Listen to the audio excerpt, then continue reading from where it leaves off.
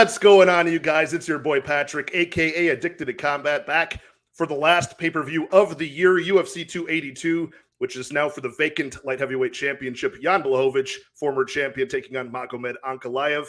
Still have 13 fights now, a couple of short notice ones, quick replaced fights, one new one with Ponzinibbio and Morono that we're going to talk about today that was not on my full card breakdown, so I'm excited to chop this up with. Awesome guest to end the year for the last pay-per-view. I've got none other than Clint from the Die Hard MMA Podcast, one of the most popular shows in the game. He hosts over there on PubSportsRadio, so unless you live under a rock, you don't already know this man. If you search, probably on YouTube on the search bar, if you search, UFC fight predictions, I'm sure Clint's face will pop up. One of the most likable and popular and entertaining guys in the game. Let me bring him in. What's going on, my friend? Patrick, what's up, man? Thank you for the intro, man. I feel special coming on this show. I appreciate it. No, the best for last. And I credit you, and I also blame you for my interest in getting on YouTube and doing this and being a slave to the people and to the fight grind every single day. So you're one of the first shows I started watching in this space. So you're part of the inspiration for me doing this whole thing, and it's been an awesome year getting, diving in head first into this content creating game. That's so awesome, man. I love hearing that. It means the absolute world to me when people say stuff like that, because we've got such an awesome community. The bigger this thing grows and the more people like yourself that dive in, like there's room for everybody, and we all just get to hang out, talk fights, and degen out gambling on the best sport in the world. I love it, man. That's awesome. Yeah, it was also on odds.com with you. I was on Manpreet's show. Your co-host over there, the Deadlock podcast you guys do, right? Yeah. So it was him and you and Guru and CJ Safdie and those panels that you guys would do on odds. That was really one of the first things I started diving into and really absorbing. And it was just fun to see you guys all, chop up fight cards and, one person would be on an island, and those Friday nights were always a lot of fun. Those were good times, man. I missed the odds.com days. We had a real good thing going there, and those roundtables, damn, did they take forever with all four of us having, mouthfuls of information to spew out, but it was a good time. They were always a good show. Yeah, it was a long time, but it was never like dull or uninteresting. So it was a lot of fun. And let's end the year strong. I have all of your links in the description for, of course, I mentioned you do your, of course, Die Hard MMA podcast that everybody knows and loves, but you do have that show a little bit newer this season, right? The last quarter, did you guys start that? You and Manpreet started another show as well?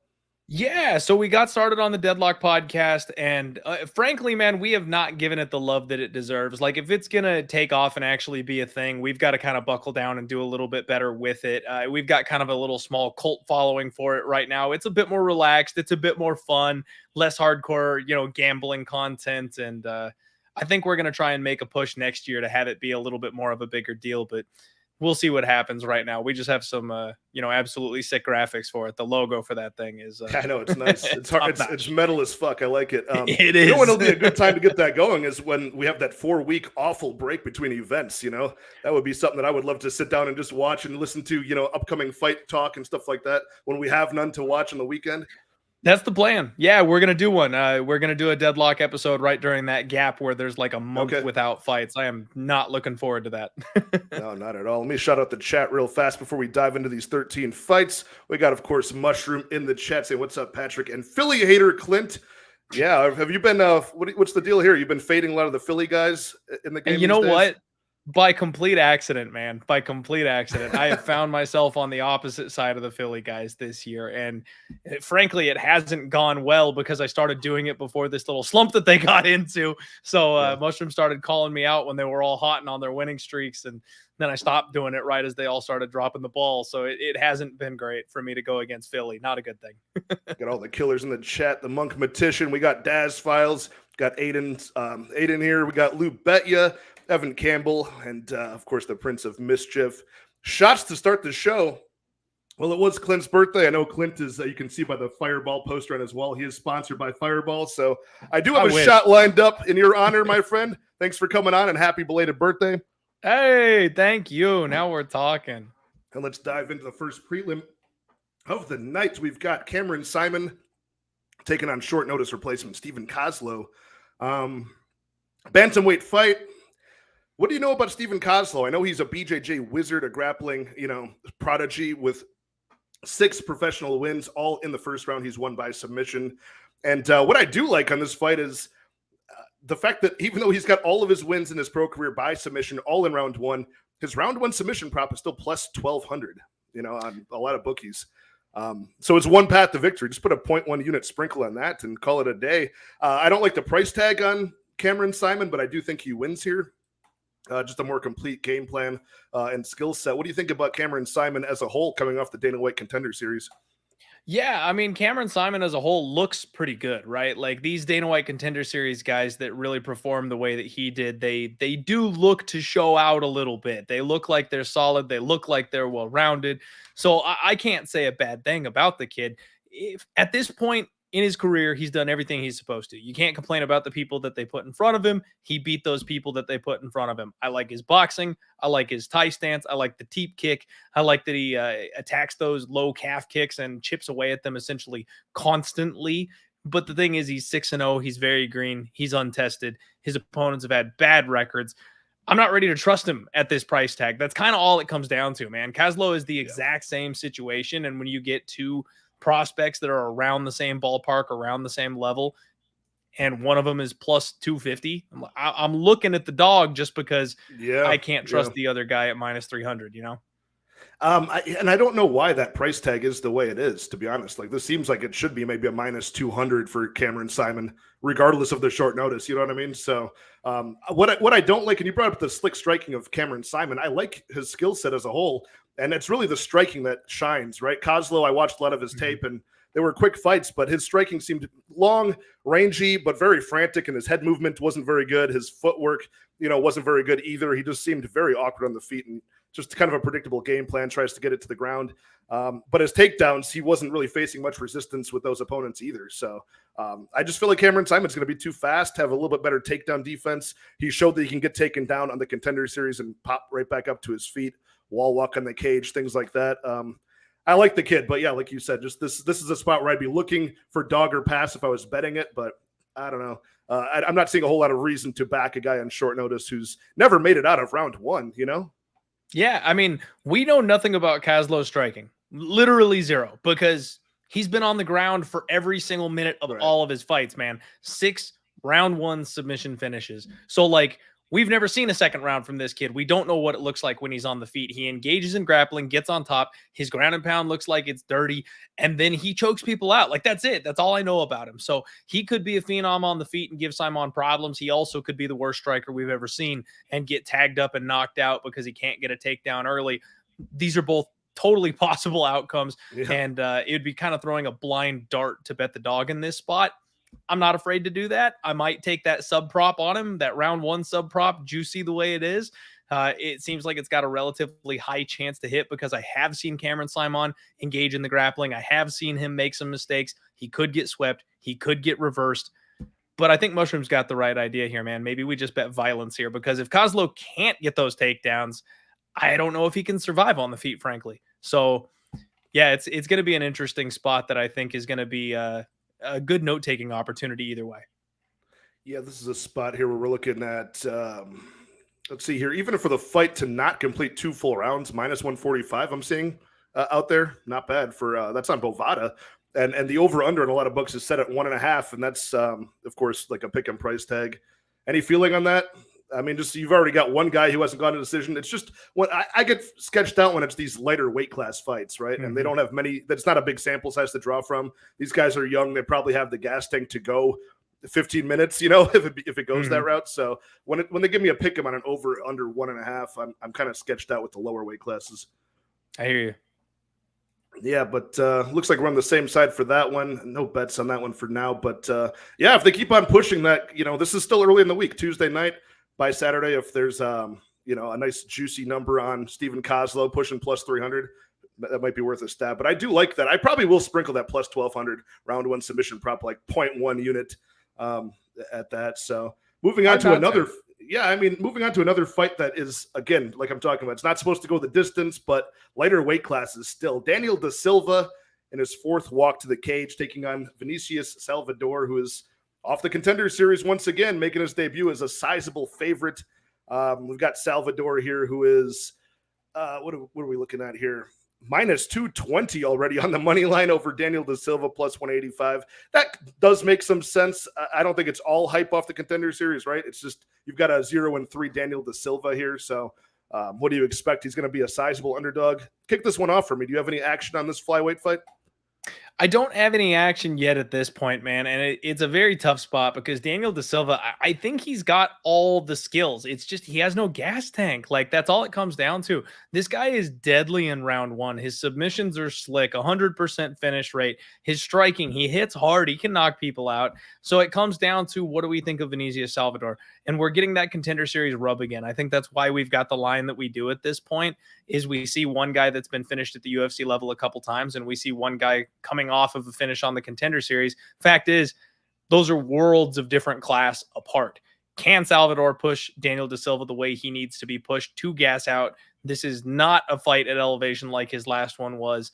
Has he patched up that gas tank? And I think, you know what, man, that's the biggest cardinal sin for me, is gas tanks. Like, you can't bet on fighters with a bad gas tank. They're gonna burn you, because I can absolutely see Daniel Da Silva coming out here and snatching up a round one submission, catching a overhyped mid-tier Dana White Contender Series guy in that first round. But his next fight, he's going to gas out in 4 minutes again, because like, you can't fix that sometimes with these guys. So it's early finish props on Daniel if you want to take that shot. Salvador really doesn't mind his defense. He relies on his head movement and stuff like that, and that concerns me. I don't know what his takedown defense looks like. He's been subbed once. He's been knocked out twice.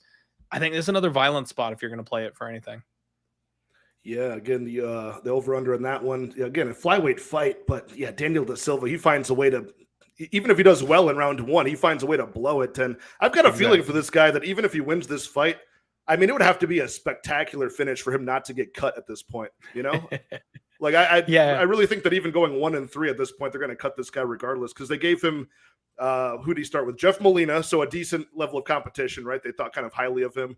He loses it. Francisco Figueiredo, they probably try to give him a layup. You know, like, you could beat this guy and continue your hype. He loses that one. So I think after that, they give him Altamirano to build up Altamirano, right? And now they're giving him another guy to build up Salvador here. So I think either way, they're going to dispose of this guy after his 4-fight contract is up. But unless he does something, unless he does like a Joaquin Buckley, you know, style finish, I don't know if they're going to keep him in the UFC. But yeah, I mean, Salvador here, the money line just got away from me on this one. I'm not sure where he opened up at, if it was playable. I remember at a certain point debating pulling the trigger on a money line bet on Salvador, but now looking at minus 210, I just can't do it because he's so reckless, right? You know, like he relies on that elusive head movement, the upper body movement. He just comes in there recklessly, confidently. He could overswing, fall on the ground, and get submitted. You know, so I can't trust him with my money here. But yeah, probably violence is the way to go. There's a few of these fights on here where fight's probably just not going to go to decision. If you parlay those up or just play all of those, probably come out ahead. So once again, another one of these Contender Series spots we agree on. But maybe we'll get some disagreement on this one. I do have action on the next fight, which is TJ Brown and Eric Silva. Any feeling on this one? This is a featherweight fight. We've seen TJ Brown quite a bit, and they're giving him a nice step down in competition, potentially, as far as the guy not having UFC experience. What's your feeling on Eric Silva? Your first impressions on this guy? Yeah, man. I struggle with these Contender Series guys because I never want to trust them in their debuts. They always come in overhyped. Everyone always overestimates their skill set. And that's where, like, my radar is just kind of, that little alarm bell in the back of my head is going off here that I'm like, I like your rule too. Your rule is to fade a favorite, right? Like a sizable favorite coming in. Yes. In their debut. Yes. I like that. If the Contender Series fighter is favored, I want to bet against them. And that's exactly what happened in this situation where he came in as a relatively sizable favorite. TJ Brown was like plus 150, plus 160 a week or two ago.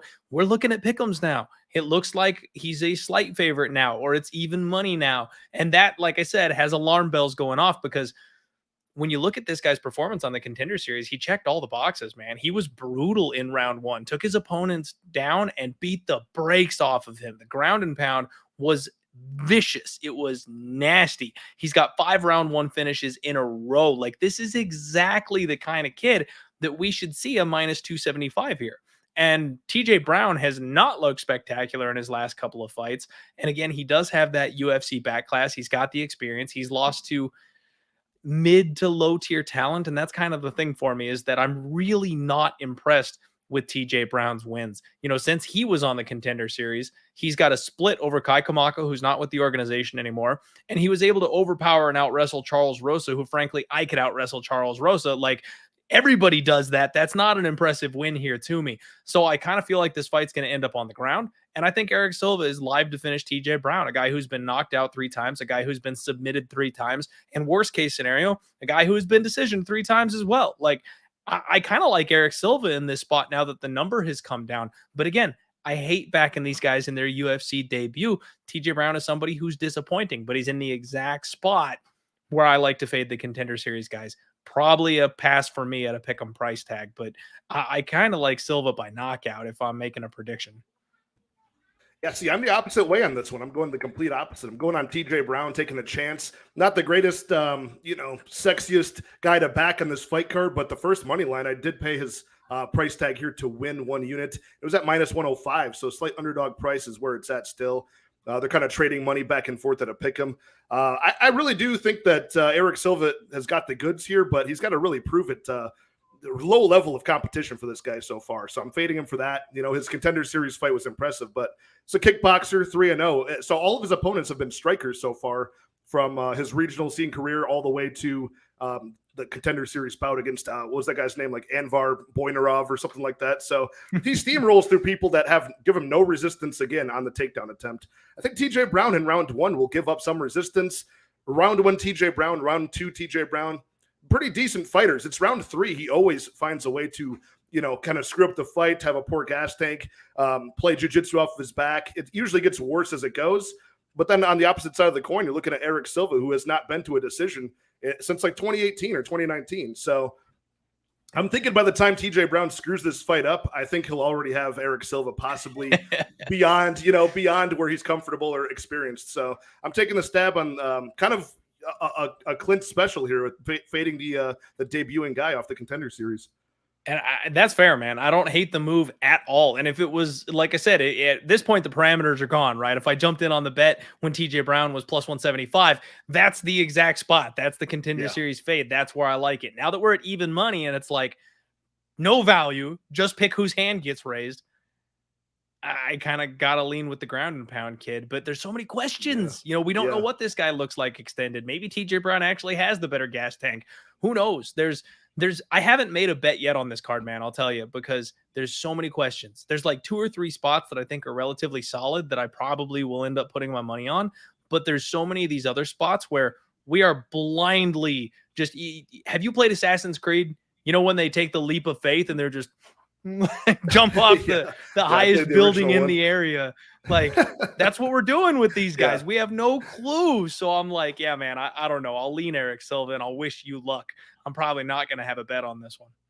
Yeah, it's just a 1 point. It's one of the smaller money lines I'll play this week for sure. Just paying the 105 to win 100 on this one. And then again, TJ Brown, not the best, sexiest pick on this card, but like I said, I think he's, by the time he usually screws up his fights, I don't know if Eric Silva can even last at that point. So I do like a lot of the things from Eric Silva, though. I like the fact that you get, and there's a few of these guys in this card, what their game plan is going to be, and they're going to deliver and at least try to get this fight to the mat and work some ground and pound. But we didn't talk about the most important thing here, which is Eric Silva's 35, making his debut off the Contender Series. So the UFC might know something about this guy, or I don't know what their angle is. Like, he's got to be something special if at 35 they're signing a 4-fight contract on him, Yeah, absolutely. Little strange, but we're on that. Let me catch up with the chat real fast. We have basically a Sam Alvey type run for our guy Daniel Da Silva a couple of fights ago. Got our boy Mike, my guy Couch Warrior Podcast in the house. Yeah, I mean, it's a good show tonight, and tomorrow night, actually, you guys, me and Couch Warrior starting our own like pay-per-view tradition. We're on Wednesday night. We're going to do a hosting show where we host 2 other handicappers to do a 4-man panel with us. So tomorrow night we'll have at 9:00 p.m. Central Time, we'll have Eric Bets Fights and Johnny K Picks with myself and Couch Warrior. So we'll break down more bets and talk about this with another couple of classy gentlemen. You're friends with Eric Bets Fights, right, Clint? Oh, yeah. Love me some Eric. That's a good crew right there. Yeah, with Johnny K, it should be a fun time. Those are definitely, me and Mike are like assholes compared to Eric Bets Fights and Johnny K, two of the nicest guys in the game. So And our guy Brian XBL on Twitch, saying TJ Brown, he opened up at plus 190. I wish I would have got on that for sure, but even at an even money price tag, I'll take it. And speak of the devil, here's Johnny K picks himself. And let's move right along to this is an interesting one, right? Billy Q versus Alexander Hernandez at featherweight. The first time that Alexander Hernandez is dropping down a weight class here after, I believe he's gone 5-4 in the UFC out of his 9 fights, but like trading wins and losses. So certainly some inconsistencies for Alexander Hernandez, who I think his best win was still over Beneil Dariush, right? And that was a while ago. He got that insane knockout early on and just flatlined Dariush. And we see what Dariush is up to these days. But Billy Q coming off of a loss as well. I think it's been 13 months he's laid off, right, since that crazy war between him and Shane Burgos. So it's been a while since we've seen Billy Q, but the guy is 16-4, has a relentless pace, and I really do like him, and he might actually be my next money line on this card. Any qualms about betting Billy Q here? Do you think Alexander Hernandez's power is going to translate down to 145? Yeah, that's the big question, isn't it? Because, I mean, Alexander Hernandez single-handedly convinced me that Beneil Dariush had a chin issue. I bet against Benny in his last couple of fights thinking, well, I've seen him knocked out before. And Alexander Hernandez hasn't been much lately. So if he can knock him out, I'm sure one of these higher ranked guys will be able to connect and put something on him. That's not the case. Like, Hernandez has crazy power if he connects the right way. And he's always felt undersized to me, man. I always felt like he was a small 155er and just kind of inflated himself to make that weight limit. Now, I'm wondering if we're going to get a TJ Dillashaw type of situation with him cutting down in weight where it's just going to be too much for him. Does the extra road work help the cardio? Does it hurt the cardio because he's sucked himself out so bad? He's already got a gas tank issue. Is his durability worse because he's down a weight class? I don't know any of these things. And the way Billy Q fights, man, that relentless pace, he's exactly the kind of guy that you want against an Alexander Hernandez who fades after the, 6-minute mark in every single fight. But what if he's a size bully down here, man? Like, what he can wrestle. What if he can take down Billy Q and be big and strong enough against these guys at 145 to actually keep them on the ground? What if that power does translate? If he's able to knock out guys like Beneil Dariush at 155 and he comes down here, Billy Q gets hit a lot, man. He's one of the highest paced fighters in the UFC. And that war with Shane Burgos. That's the thing that worries me, right? Is the defense of Billy Q. He's got to really eat a bunch of shots like he did against Shane Burgos and keep moving forward. Round 1 will be the question, right? If he can survive round 1, I think he's good to go. Do you think that's kind of true here? Unless, like you said, somehow Alexander Hernandez takes to 145 very well, and suddenly the gas tank problems he's got 10 pounds less of wherever he's losing that weight to carry around. So I don't know. That's exactly it, man. Like, I do think the deeper the fight goes, obviously, the more it's going to favor Billy Q. But it just the way he walks into these trading type of situations, man, a guy like Alexander Hernandez is not somebody that you want to go blow for blow with. So unless he has a different game plan and comes in maybe a little bit different, a little bit smarter, and after this year-long layoff, we talked about it on my Monday show. We saw what happened to Shane Burgos. After that war with Billy Q, he said, I'm a wrestle. Like, he came out his next fight and wanted nothing to do with the striking.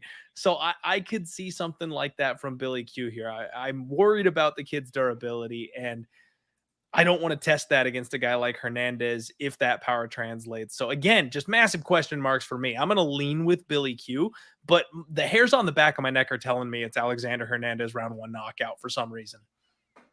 And Alexander, let me pull up what that would be. What do you think about the over-under in this fight? The under 2.5, right around plus 120-ish on some books here I'm seeing. What do you think about that? I mean, Billy Q is a workhorse who's willing to push the pace and, show pretty good toughness. You got the round 1 potential for Hernandez. He does gas out later. Do you think this sees the scorecards at 145?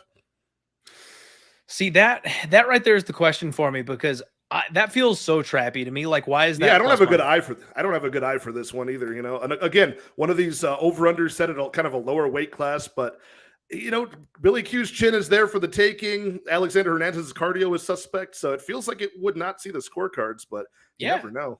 Right? Like, why are we getting plus money on a 2.5? Why? Because it shouldn't be that way, man. We've got Alexander Hernandez, who is a potent finisher, versus a guy in Billy Q who's going to destroy whoever's in front of him with pace. And we've seen that crack Hernandez before. So win or lose, Alexander Hernandez should be gassing out and either destroying his opponent or getting finished. Why are we getting plus money? I've been looking at that spot the last 2 days straight and being just like, I don't get it, man. Like, I don't know. And I talked about how I think it's maybe the least likely option on the board, but what if Alexander Hernandez comes out and wrestles this thing for 15 minutes? Like, what's Alexander Hernandez by decision? What is that number? And Alexander Hernandez, round one stoppage, plus 1,100 I'm seeing on Bovada. That one's not bad. Hernandez by decision, plus 300. I'm sure you could do better than that on some books as well. Yeah, but, see, that's pretty cheap. Billy Q, round 3, plus 1,100. Yeah. See, that round 1 and round 3 is more where I'd be looking. You know what I mean? Yeah, right. One of those two, right? I'd want to get paid handsomely. I do think one of these guys ends up getting finished one way or the other. Okay, yeah. I see. I just don't have a good eye for that one on this fight. I do like the price tag on Billy Q, though, so I probably will bet that. I like minus 160 on a guy who just to beat a guy at a new weight class for the first time, a guy who's, you got weaponized cardio, over. You're going to get the output. You just have to survive round 1 and not get your lights shut out. So I'll take minus 160 on that if that's the path to victory for Hernandez. I'm never the type of gambler to really bet on a guy who's just got that one punch knockout chance, because you're screaming at your TV if you're betting on that guy, right? Unless his name is Francis Ngannou. Yeah, unless it's Francis Ngannou, then you got it in the bag at some point. But so on the same side of that one, I like your insight on the time props for sure. There's a lot of fights in this card, Clint. I gotta say, I'm scratching my head with the over-unders. Like some weeks I'm more confident in the over-unders than I am the money lines. This week I'm the exact opposite. I'm picking my spots, my fighters, but the time props, I don't know how or when they get the job done on a lot of these fights. I'm not sure if it's just me just not having a good eye for it this week, or if the bookies are sharp with where they're setting these at the exact, we're not getting a good discount on either side. I think it's the latter, man, because frankly, this card, when I glanced at it, seemed super easy. Like leading up to, before I started my tape study, before I really dove into it, I was just like, oh man, like I know how every single one of these fights is going. And then when I dug into it, I'm like, oh shit, like there's some variables here, and that's every single one of these fights. So I'm struggling with the same situation as you are. And that's where I feel like I've had a really strong read on the totals lately. That's something I've been kind of flexing the last couple of weeks and doing better. I do better, I think, when I have a variety of outcomes and I'm like, these couple of things are more likely, as opposed to being like, this guy is going to win. That seems to be where I kind of fall a little bit short. So I'm kind of steering into the totals, but this particular total has me confused. Yeah, I'm going the exact opposite, because I had it was a bittersweet last week, right? I had a terrible betting week last week. I went minus 6 units, but I got, 10 out of the 14 fights predicted correctly, called who's going to win. So I should never be that accurate on the predictions. That means I was getting too fancy with the props. I went crazy with some parlays as well, which crashed and burned because of Kevin Holland and Mark DeCasey. But it's, my fault for betting on him. But so I'm just trying to go money line heavy to close out this year and try to end on a good note. But hey, you steer to your strengths, man. That's the biggest thing in gambling, is if you're forcing it for something that you're not necessarily the best at, that can bite you. And I learned that lesson hard myself already this year, that I really need to play more towards the things that I know I'm good at and just keep doing them, keep abusing those things that I know I've got a solid read on. Because if you steer the other direction, you're just kind of open yourself up for pain. Yeah. See what I'll do. I do what Vegas loves, and I'll have a very good month, a very good quarter where I'm up, and then I start getting cocky. I start parlaying things. I start having some fun. I start getting fancy, and then I give a lot of it back. So, hey, what's up to Zach Singleton in the chat saying, "Oi, Clinton Patrick, MMA's Batman and Robin." Hey, I'll be Robin to this guy anytime. That's a good superhero to attach yourself to, Mr. Clint, from the Die Hard MMA podcast. The way you're built over there, I'm definitely gonna have to suit up as Robin. There's no way I'm Batman to your Robin. All right, we're moving on to a very fun middleweight fight. I'll let you kick off. Chris Curtis versus Joaquin Buckley. Two guys that should be sort of in heaven here, not having to get out grappled by an opponent here. I'm sure they just want to stand and bang. And, both of these guys have crippling power. So kick off this fight for me. And we got Chris Curtis right around a plus 140 underdog now. Joaquin Buckley around minus 160 on the money line. How do you see this fight playing out? Yeah, I see. I mean, it's got to be just a banger, man. This is probably your early leader for fight of the night. Like, I love me some Chris Curtis, and I'm just being patient. I'm just watching this line because Chris Curtis is one of my ride or die type of guys. You know what I mean? If it's even close, if I can find any excuse whatsoever to put my money on Chris Curtis, I will, because I know he's going to fight for it. He's durable. He's tough. He hits hard. He always goes forward. Like, I'm never going to be screaming at the TV, Chris, why aren't you throwing? Like, even in the Jack Hermanson fight, he's fucking trying. He just can't catch the guy. Like, you know what I mean? Like, you're always going to get that effort from Chris Curtis. I love that guy, and I love having my money on him. He's been fantastic and consistently underrated in the UFC this whole time. The fact that he was a pick'em against Jack Hermanson, and now he's a dog to Joaquin Buckley, that's massive recency bias to me. Like, they saw a guy who's taller, longer, and, you know, more advanced than him in a big cage with a perfect game plan and a full training camp. That guy beat him by decision and nullified him. And because of that, everyone's ready to jump off because swang and bang Joaquin Buckley is stepping in here with a highlight reel. Like, no, man, this is exactly the kind of fighter that Chris Curtis shines against. When it comes durability versus durability, Chris has only been finished once, and it was on a literal, like, you know, old school, pull a guy out of the stands back-to-back fight night over in the PFL. That's what it took to finish this guy. It was that clean pull counter right hand. It was one where he thought he had like finished the combination, and there was one more punch at the end of the combination, flatlined him. Yes. And I mean, we got to give all credit for that punch and that combo being thrown, right? Like, that's no qualms about that whatsoever. But at the end of the day, who was it? That was Ray Cooper. Ray Cooper. Wasn't it? Yeah. And that guy's a beast. Like, Ray Cooper is an absolute monster. But at the end of the day, like, Ray Cooper hits hard as hell, but he had Chris Curtis, who had already done a hard 15 minutes against another top tier challenger literally that same night before he was able to pull that off. So I don't think that happens with Chris having a full game plan, a full camp coming in the way he is.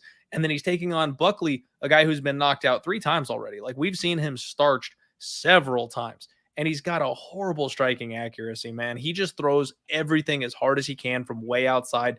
That's exactly the kind of guy that Chris Curtis is going to be able to dip and change and hit that body shot that he loves and change things up that way.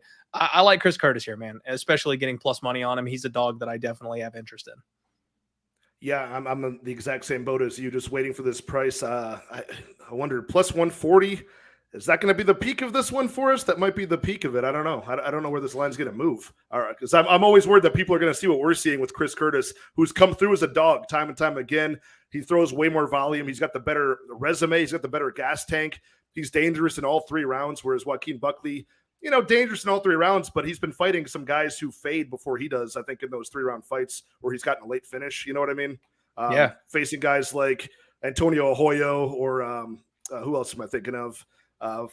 Albert Juraev's the one I'm thinking of, his most recent fight. Again, these guys are like fading, a little bit before Buckley does, and I think Chris Curtis is going to be even a step above that. He'll have cardio, and he's got a lot of round 3 finishes and always pushing combination after combination, pushing the pace as his opponents fade. I like what I see from Chris Curtis, and to get plus 140, I think I'm ready to pay that price now. I don't mind it, man. I'm not sure how much higher this price tag is going to go, honestly. And this is where I struggle, because technically a lot of the betting public is guys who listen to our shows. You know what I mean? We're guys putting free content out there on YouTube. People are going to listen to us and they may go bet things and stuff like that. So I have a real hard time. That's one thing that I still don't quite have a grip on, is reading the market, like knowing where this line is going to go, knowing who the actual movers are and who they're putting their money on, because I could argue both sides. I could absolutely tell you that it's like, oh, well, Chris Curtis is a very popular dog because he's cashed as a dog before, so everyone's going to pile in on Chris Curtis. Sure, that could be true. But also Chris Curtis coming off a really bad loss where he publicly looked bad, where he got into it with fans on Twitter, and people just don't like the guy now because of the way he had an attitude afterward. That's actually that is a weird thing about Chris Curtis, right? He always struck me, and I don't have a lot of time to even dig into, the interviews and stuff like that. But Chris Curtis struck me as kind of like a mild-mannered, cool collective guy before that. And he was, I kind of lost some respect for him. And he was, I don't care how these people act. I just care how they fight. But it shocked me when he was like flipping off Jack Hermanson. He just seemed like he was kind of mentally broken in between rounds when he couldn't get a hold of him. It seemed like he got embarrassed and kind of broken in round 3 by getting double or tripled up on strikes. So I'm surprised that they got into his head that badly, you know? Yeah, that's one of those things. And man, you know what though, man? Like I try to give fighters a little bit of a grain of salt in that type of a situation, just because I try to take it with a little bit of a grain of salt, because like, can you imagine getting your ass kicked on a public stage like that? And then everyone expecting you to like handle it with grace. Yeah. I'm like, I'd be a little salty too. You know what I mean? Like, especially he had a guy who ran from him for 15 minutes. He wants to go in there and bang. He wants to go out on his shield. He wants to put on a show for the fans, cash another $50 check for fight of the night at the minimum, even if he loses. Like Chris Curtis, he'll lose gracefully if you beat him.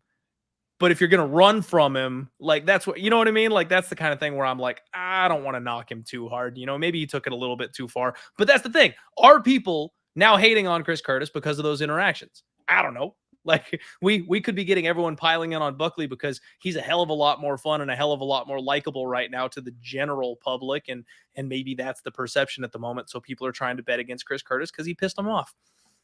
I don't know. Yeah, who knows? Yeah, I mean, how do you feel about what Dale from the Punch List MMA show? He just had Drew Dober on his stream the past hour as well, so I got to go back and watch the replay on that. Very but nice. So Chris hanging out with Sean Strickland, bad company corrupts good character. That's a funny take. I forgot those guys are buddy. I want to see a buddy cop like show with them, man. If you follow those two guys around with a camera, I think it would be great, because Chris Curtis, he's the guy that's always trying to chill Strickland out. He's like, bro, calm down. Like that's always Chris Curtis every time Strickland goes off the handle, but he like takes it well. And he's a funny enough guy himself. Like I would just love to see the behind the scenes of that relationship, because I'll bet it's hilarious. Speaking of that, how about the other side of this fight? Joaquin Buckley, remember a couple of years ago, it was him versus James Krause going back and forth. Everybody was in love with James Krause compared to Joaquin Buckley. Everybody thought that he was an asshole, and my, of the times have changed in 2 years, huh? Things are a little bit different these days. The UFC will give James Krause one final fight, and it's Joaquin Buckley. Oh my God. Yeah, it'd probably be like Francis Ngannou at this point. They probably give him at this point all the trouble he's caused them. But yeah, another fun fight up next. This is a head scratcher as well. I think the time props make sense here, but as far as the money line, Edmen Shahbazyan returning to face Dalcha Lungiambula at middleweight once again. A lot of middleweight fights on this card back to back here, but 3 losses for each of these guys in a row, and we've got a massive money line on the younger man here, Edmen Shahbazyan, a full 10 years younger, still shockingly 25 years old for Edmen, who was, that karate fighter, that dangerous guy who was a young kid hanging out with, wasn't he like training partners with Ronda Rousey's camp or something? I think that was the big narrative. And, finished a lot of people, including Brad Tavares early on. And they fed him to some absolute monsters that were totally like an antagonist to his game plan, right? They gave him Derek Brunson. That was not going to go well. They give him Jack Hermanson, and they give him Imavov, who is just a well-rounded beast. But now, why is he a minus? Was he like a 300 favorite now over Dalcha Lungiambula? Minus 305, I'm seeing on some books, plus 235 for Dalcha Lungiambula. I understand him being maybe a 2-1 favorite at this point, but how can you back a guy at minus 300 that's coming off of 3 losses and, still young, still has to really show us that he can come back, and he's not mentally broken. He doesn't have some weird injury. He always fails us in round 2 to round 3. I want to bet Edmen, but not at these prices, even like a round 2 TKO, maybe we could start talking, but I don't know. I don't see a path to victory for Dalcha Lungiambula unless he almost gets finished in round 1. Edmen gasses out at the end of it. Dalcha saved by the bell, then he comes out and just faces a walking corpse, How else do you see this playing out in Dalcha's favor? Man, frankly, the thing is, I think we can justify this number. I don't think Dalcha has much of a path to victory at all here, because this is one of the most legendary step downs in competition we have seen this entire year. Like, this is the get right of all get right spots for Edmen Shahbazyan. You look at that 3-fight run that he was on. I mean, Derek Brunson, a guy that fought for the title and has had a massive career resurgence late in his fight with huge fight IQ improvements that has got him a big winning streak. Jack Hermanson, again, that's been in the contenders circle for the last 5 years. Yeah. Nasruddin Imavov, the next big thing. Another contender that they really believe is going to be a potential title challenger here in the very near future.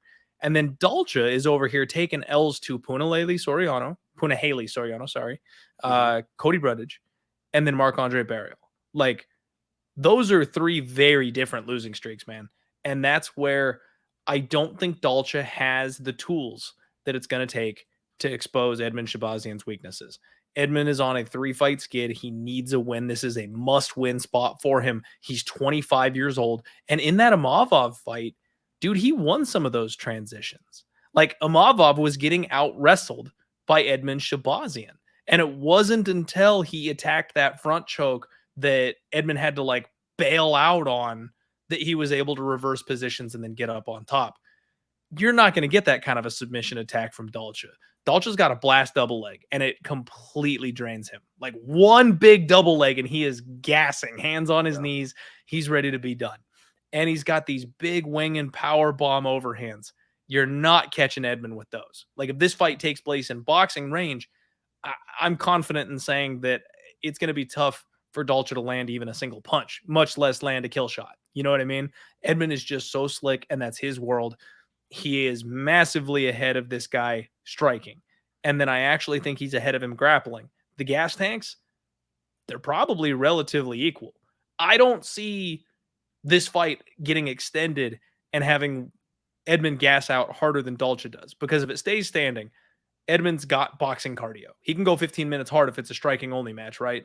And if they wrestle, like I've said, we've seen 2 takedowns completely destroy the gas tank of Dalcha Lungiambula. After what we saw versus Imavov, we know that Edmen Shahbazyan's grappling cardio is coming around.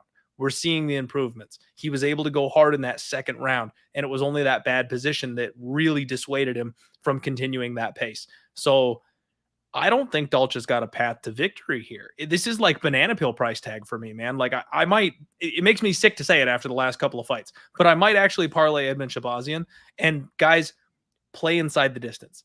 Don't take the knockout prop. I know that's most likely what's going to happen, but Edmen is working so hard on his ground game. I kind of think he shows out here with a submission. You know, I don't hate that, because you saw how quick Dalcha tapped to that guillotine. I know sometimes it's deceiving to the viewer's eye, and, like, you know, when they're watching on camera, maybe it was, you know, a really tight one and his eyes were popping out of his head. You know, he felt like he was going to die, but that was a very, very fast guillotine. And even the commentators were like, "Is that locked in? What the hell was that?" So that's a good angle for this one, truly, because you saw Edmen go for one in his last fight, and you saw Dalcha just kind of preemptively tap to that when he got tired, right?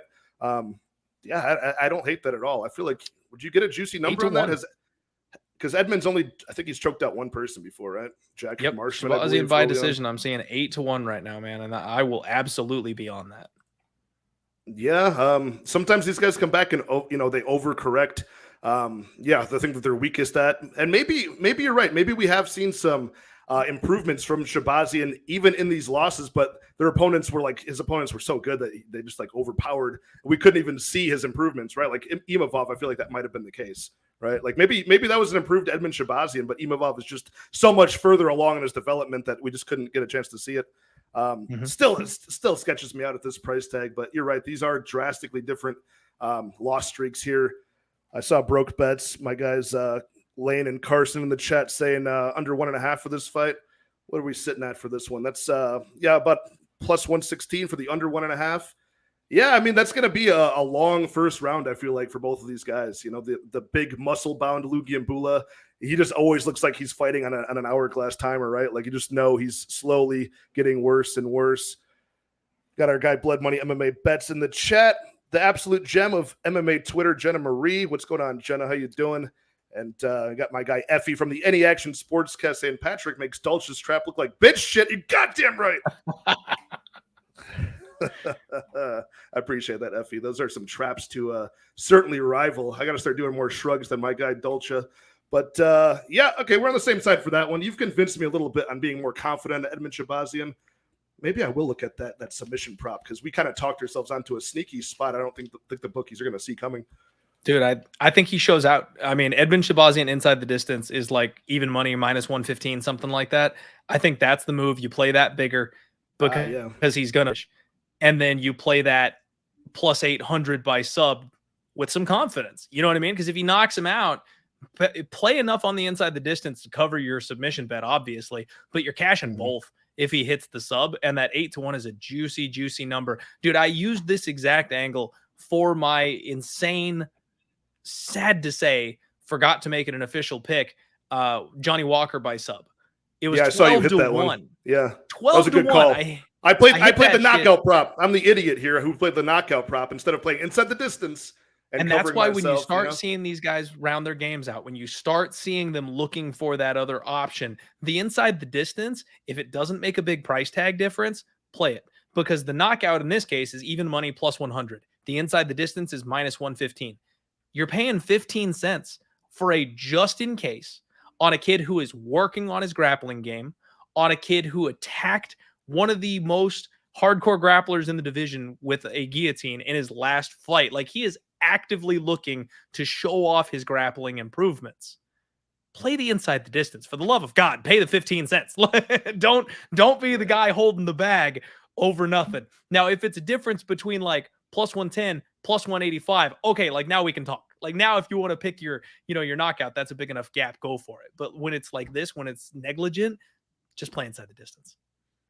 What would you, if you don't mind me asking, what would you kind of like allocate unit-wise to something like that? If you're going to play, 1 unit, say, as a reference for Edmund inside the distance at that price tag, or what would you play, what fraction of a unit would you play on the submission prop, that 8-1? So usually my prop shot is like a half unit. And now my year obviously has just been awful. My reads have not been great. And had I, made that pick on, my guy, Johnny Walker official, it would have been a half unit shot that I would have, added 6 units to my record that way. That's how I've been playing basically the entire year. And that's probably what I'll do here. Whether it's 1 unit or 2 units on the Shahbazyan inside the distance, it'll be a half unit, or, in this case, man, the tinfoil hat is calling. Like, it might be a full unit in this particular spot where I'm saying Edmund Shahbazyan really is looking to show off and ball out here in this spot. So we'll see, but usually I allocate about a half unit to it just to make sure I'm not getting too far out over my skis. You don't want to blow the bankroll, trying to get fancy on something like that. But yeah, I'm more on that. I like this usually, one. I'm still trying to learn how to allocate these things, and different handicappers have different methods. I'm very light on those long shot props. I'll do like, 0.2 units, 0.25 units, maybe, put 25 on it. But your guy, Liam Picks Fights, a mutual friend of ours, he's got some awesome opinions on like the prop side of things. If he sees like a chance he'll never get again on like a long shot prop or a method of victory, he goes crazy on it, and he'll take the loss now to, in the future come out, a massive night. Sometimes you see him have those plus 20 night swings, off of those props, and he invests kind of heavily on those when he sees them. So, dude, and that's exactly that's something that, by the way, you mentioned it, Liam, our guy, one of the most respected guys that I have in this industry. I love the way he attacks, and I love the way he thinks. He's somebody who I'm actively trying to learn from while I'm going through this whole crazy shit. And that's something that I'm trying to kind of round out into my game. Now, I've blown the majority of my bankroll this year trying to attack those spots. But in hindsight, I'm looking back and I'm going, dude, what were you doing? Those were shitty spots. Like, those weren't the spots.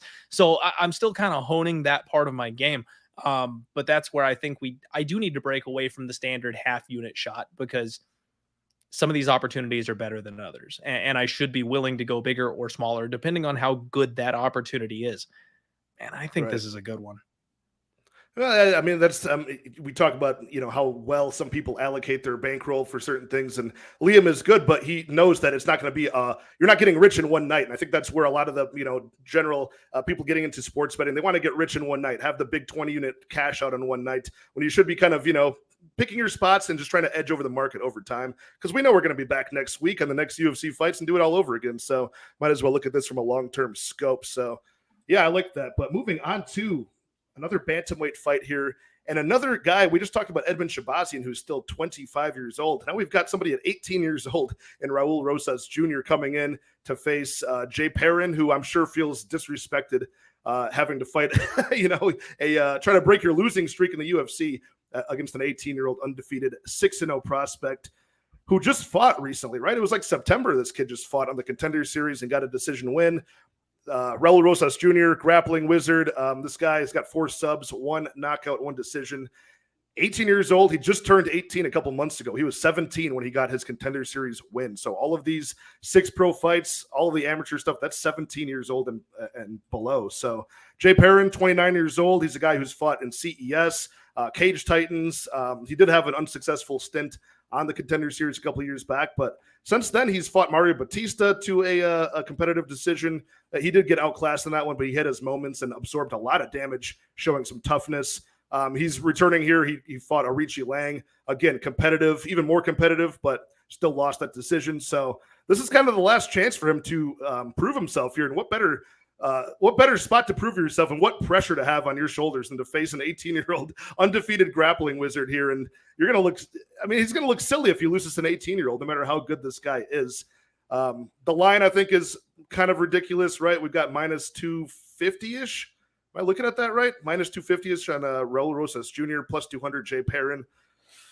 I don't know. I think Raul Rosas Jr. should win here the majority of the time, but slightly. I'm not sold on Jay Perrin enough in his defensive grappling to take a money line shot on him yet, but this line keeps moving and it goes past plus 200. I might have to. So do you like Jay Perrin in this spot? I like his striking. What other opportunities do you see for him to get the win here? Man, that's where Jay Perrin is.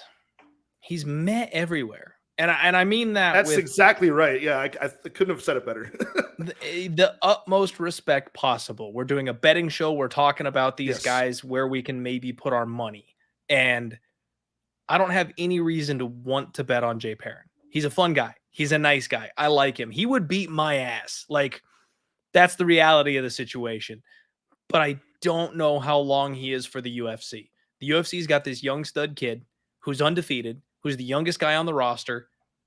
They don't have any interest in putting this kid in a bad position right now. So what do they give him? They give him a guy who's got no striking defense, a guy who's durable as shit. He's got a brick for the head, and who's got okay wrestling, who's got okay submission grappling. This is a perfect step into the UFC test for their undefeated new toy. And I think this kid is slick. I really think he is. And especially if they give him the right treatment, if they go the Sean O'Malley route with this kid, he's going to be a problem in 2 years. But they got to give him time to evolve. At the end of the day, this is an 18-year-old kid, and I'm not laying minus 250 on an 18-year-old kid for a big chunk of change because I don't know how far I can throw him. You know what I mean? Edmund Shahbazyan's a perfect example of this. That kid was supposed to be the next big thing. That kid was supposed to be the next championship contender. He was 22. He fucked up. Now we're 3 losses down the road, 25 years old, and I'm thinking it's all guns blazing on Edmund Shahbazyan. Now's the time for Edmund Shahbazyan. Now, this is dipping your toe in, right? Like, this is Jay Perrin. He's not taking on contenders. He's taking on a guy fighting for his job. So I do think he gets by this test on Saturday. Yeah, and it goes back to what you started this off with. Jay Perrin, very good generalist, right? But I think Raul Rosas Jr., even at 18, this kid's positional awareness on the ground, he just seems like he's so much better at the grappling than Jay Perrin is at any of his individual, good general, a well-rounded skill set. So I think Rosas Jr. is going to be just very reliable to go in there and get the takedown. His striking doesn't seem all that bad based on the limited tape I've seen out of his 6 pro fights. Striking seems like it's there, jabs his way into range pretty well, has some decent kicks, but ultimately it's just all to set up that takedown. I don't know. Jay Perrin, again, there might be that opportunity if there's some big, and there's a subscriber I have named Danny. He goes by Herc MMA. He's been calling some crazy long shot props for the past couple of cards. He DM'd me that he DM'd me that Natalia Silva at plus 3,500 will get that round 3 knockout a couple of fight cards ago. She did. Last week he called Howard. I felt so gross about that one, man. Yeah, last week he got that round 2 Howard at plus 900. So he's calling for the late round props, the round 2 and round 3 for Jay Perrin here, TKO in round 2 or round 3, which I saw at I think plus 2,800 for round 2 and plus 3,500 for round 3 TKO on Jay Perrin. This 18-year-old kid, has an adrenaline dump in round 1. He gets drug into deep waters against a 29-year-old veteran of the game. That could happen. That could very well happen. But for now, I think that in most worlds, Rosas Jr. should win this fight with his grappling. But yeah, they're kind of pricing me out here as far as what number would you have to see next to Jay Perrin to take a stab on his money line at this point? That's tough, man, because this one to me, it's a little loaded because at the bottom line, we're talking betting, we're talking numbers, right? So like at a certain number, it makes sense to buy in on Jay Perrin. But it's also the narrative for me. It's also the fact that the UFC clearly is buying on one of these fighters and selling on the other. This is a hand-picked matchup. How often do we see that apple cart upset?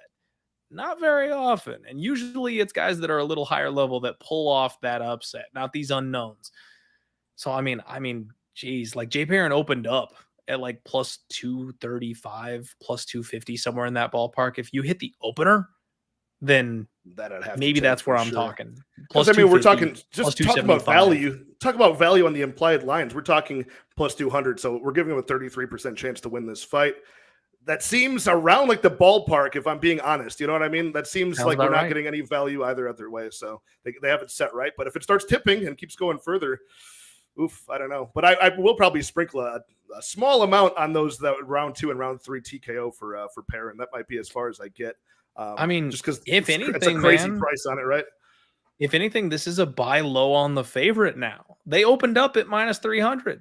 Like they think this kid is 3-1 favored over Jay Perrin, and we're getting down to minus 225-ish. Like, sit back, bro. Like, we might get minus 175. Like, you know what I mean? Like maybe this is the spot to fade the market where everybody's looking at this young kid that's overhyped coming off the Contender Series, and I just don't have any interest in Jay Perrin, frankly. Yeah, I think people see that 18-year-old number and they think that it's like there's some immaturity along with it. And that is true for most people, but there are freaks out there who are very, very good and just genetically built different. You know what I mean? So he looks like he's one of those kids from what I've seen. But yeah, it should be a fun one. And I can't wait to see. Yeah, I mean, they used to have that rule Dana White had where there wasn't like anybody that's, below a certain age, or he would send people elsewhere and say, get some more, regional scene experience, go to the LFA and then come back. Now he's just kind of like, we have 46 events a year to fill. Why don't we just start throwing some of these people on the prelims, see who, see who we can sift the diamond out of the rough here. And, one of these guys will be the next big thing. Right? But what does that tell you, right? Like how many times has he gone to the well with these young kids?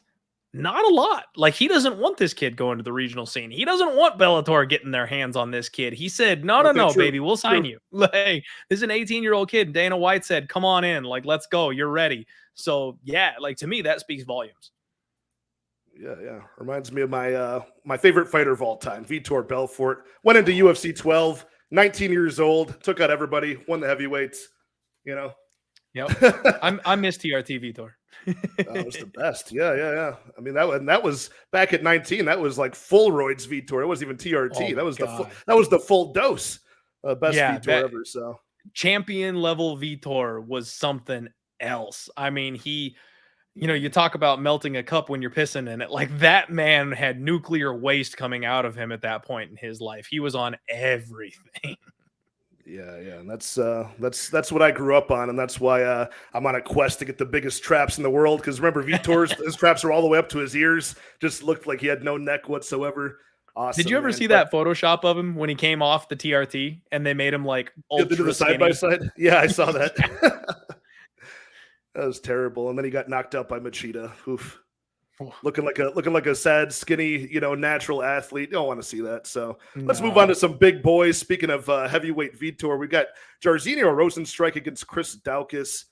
Heavyweight fight. Two guys that do not wrestle at all. They just want to stand and bang. And I like Rozenstruik in this spot. He is a sizable, kind of a moderate favorite here, like a minus 180 last I saw.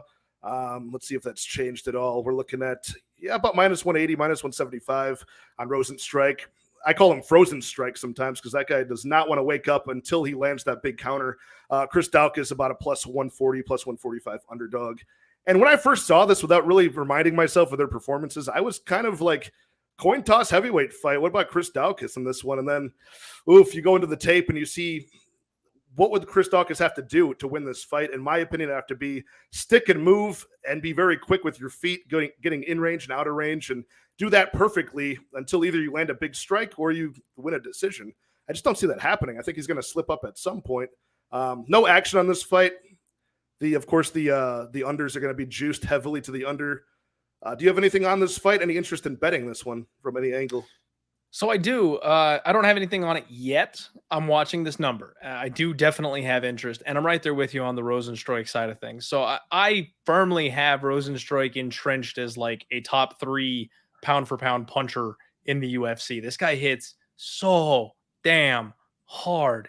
Yeah. And he's taken on a Daukaus brother who, frankly, man, I think these Daukaus brothers are chinny. You know, we saw what happened to the younger Chris Daukaus. It's starting to look that way. Yeah. Yeah. Well, and Chris Daukaus can't get his jaw off of people's heads. You know what I mean? He's always getting headbutted in like every single fight. So yeah. Weird situation for him. But I mean, you look at this Daukaus too, and I talked about this on Monday.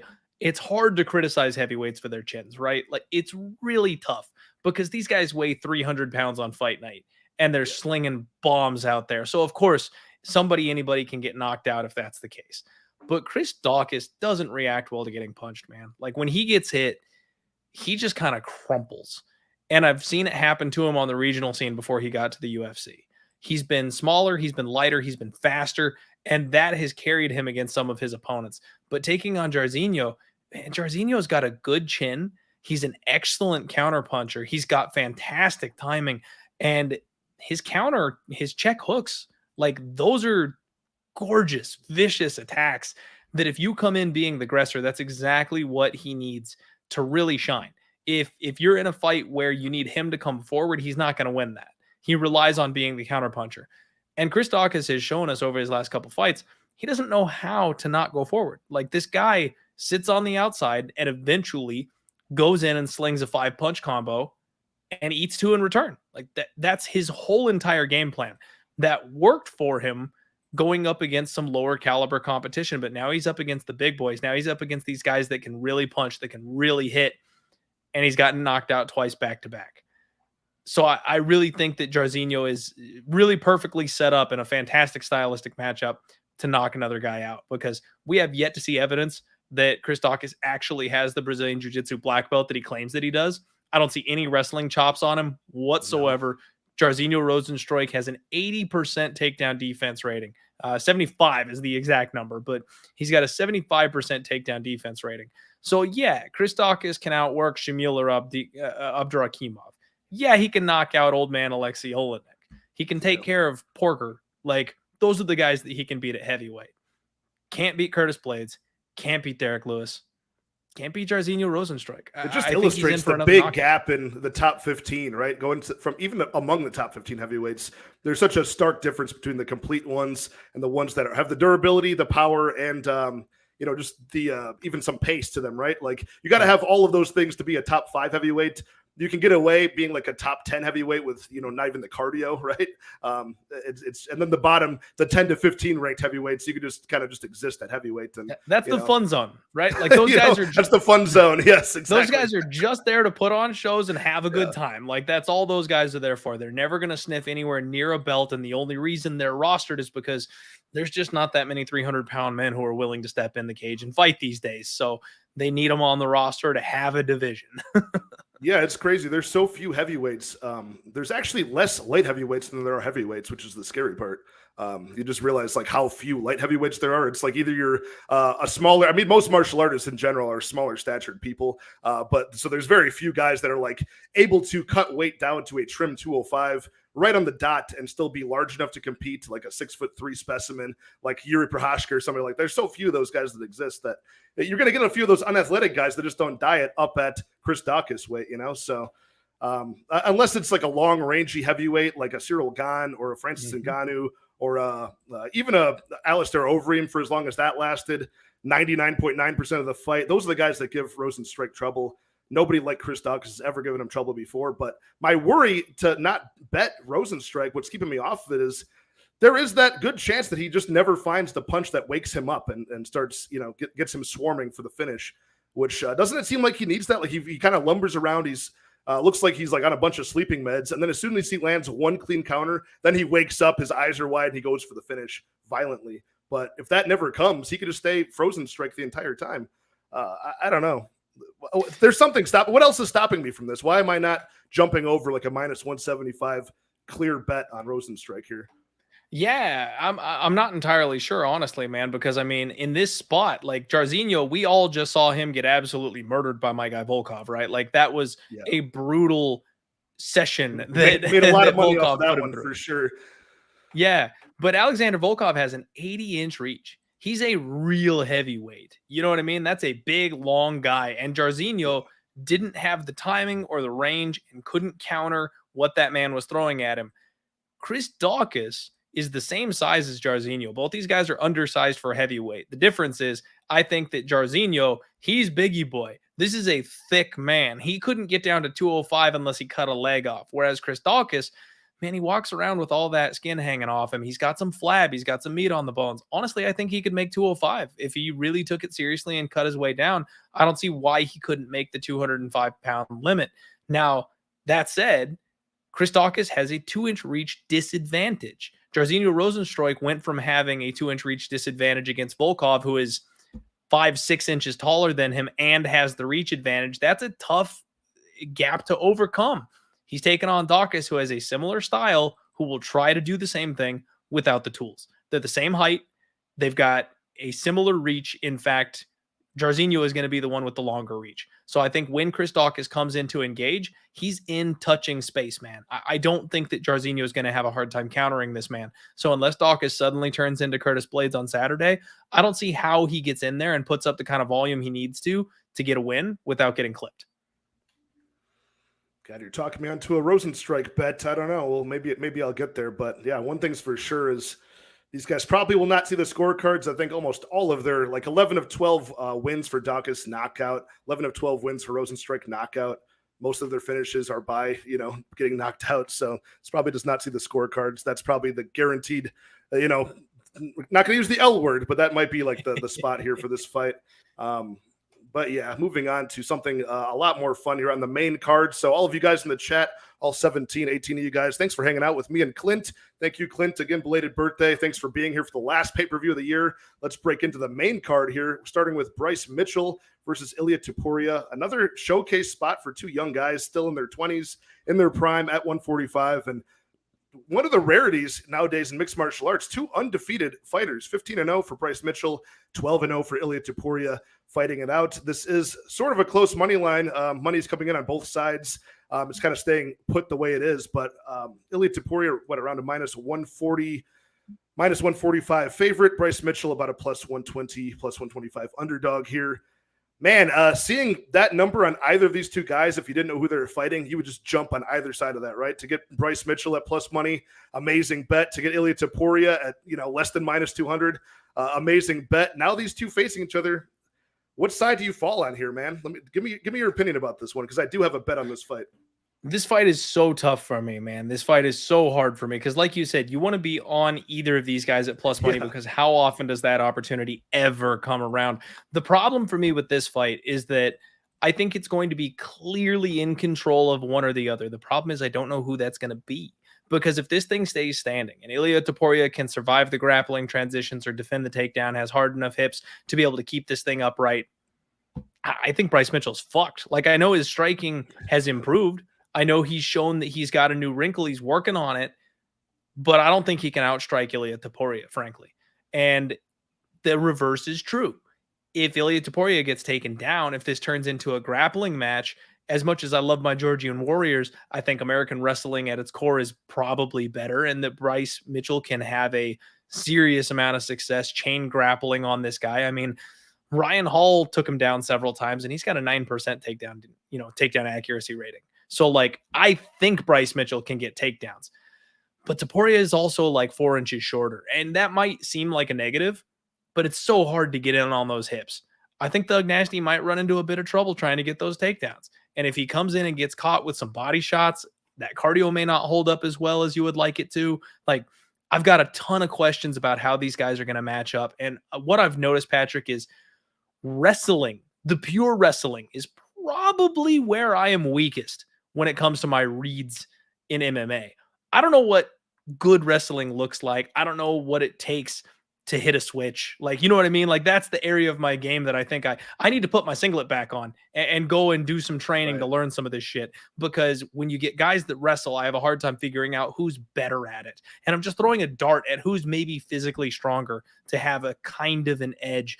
Scott Hot Sauce Holtzman and Clay Guida last week, perfect example. I'm like, I think Holtzman is the better wrestler. I think he's the bigger, stronger guy. No, like I got in on a live bet on Guida because he was mauling the guy and put a pace on him and was clearly the better wrestler at this point in their careers. It's so hard to tell, right? I mean, there's individual differences in between the leverages of guys, the strengths of guys. But when you add the 4-ounce gloves and the ability to strike elbows, knees are an issue. I think it becomes very tough to see who's the better wrestler in general because, guys are so hesitant to do certain things that they might do in the wrestling mat, but they don't want to get outstruck or kneed, or they're worried about where their hands are at in certain positions so they can put a hand down and not get kneed in the face. It's just a whole slew of things that make it very difficult for, I'm sure people who even wrestle are probably watching it like, if you listen to all of Daniel Cormier's commentary, like there's certain things he's just not considering, now that he's sitting in the nice commentator's desk, he's forgetting, I think, certain things of why guys aren't going for obvious positions, right? There's a lot to think about with the striking. So true. And then there's different styles, right? There's the Greco guys that are all upper body and all that grip strength. And then there's the freestyle guys, the guys that can knee tap you. And man, I struggle with that part. And that's why I think I kind of want to stay away from this one.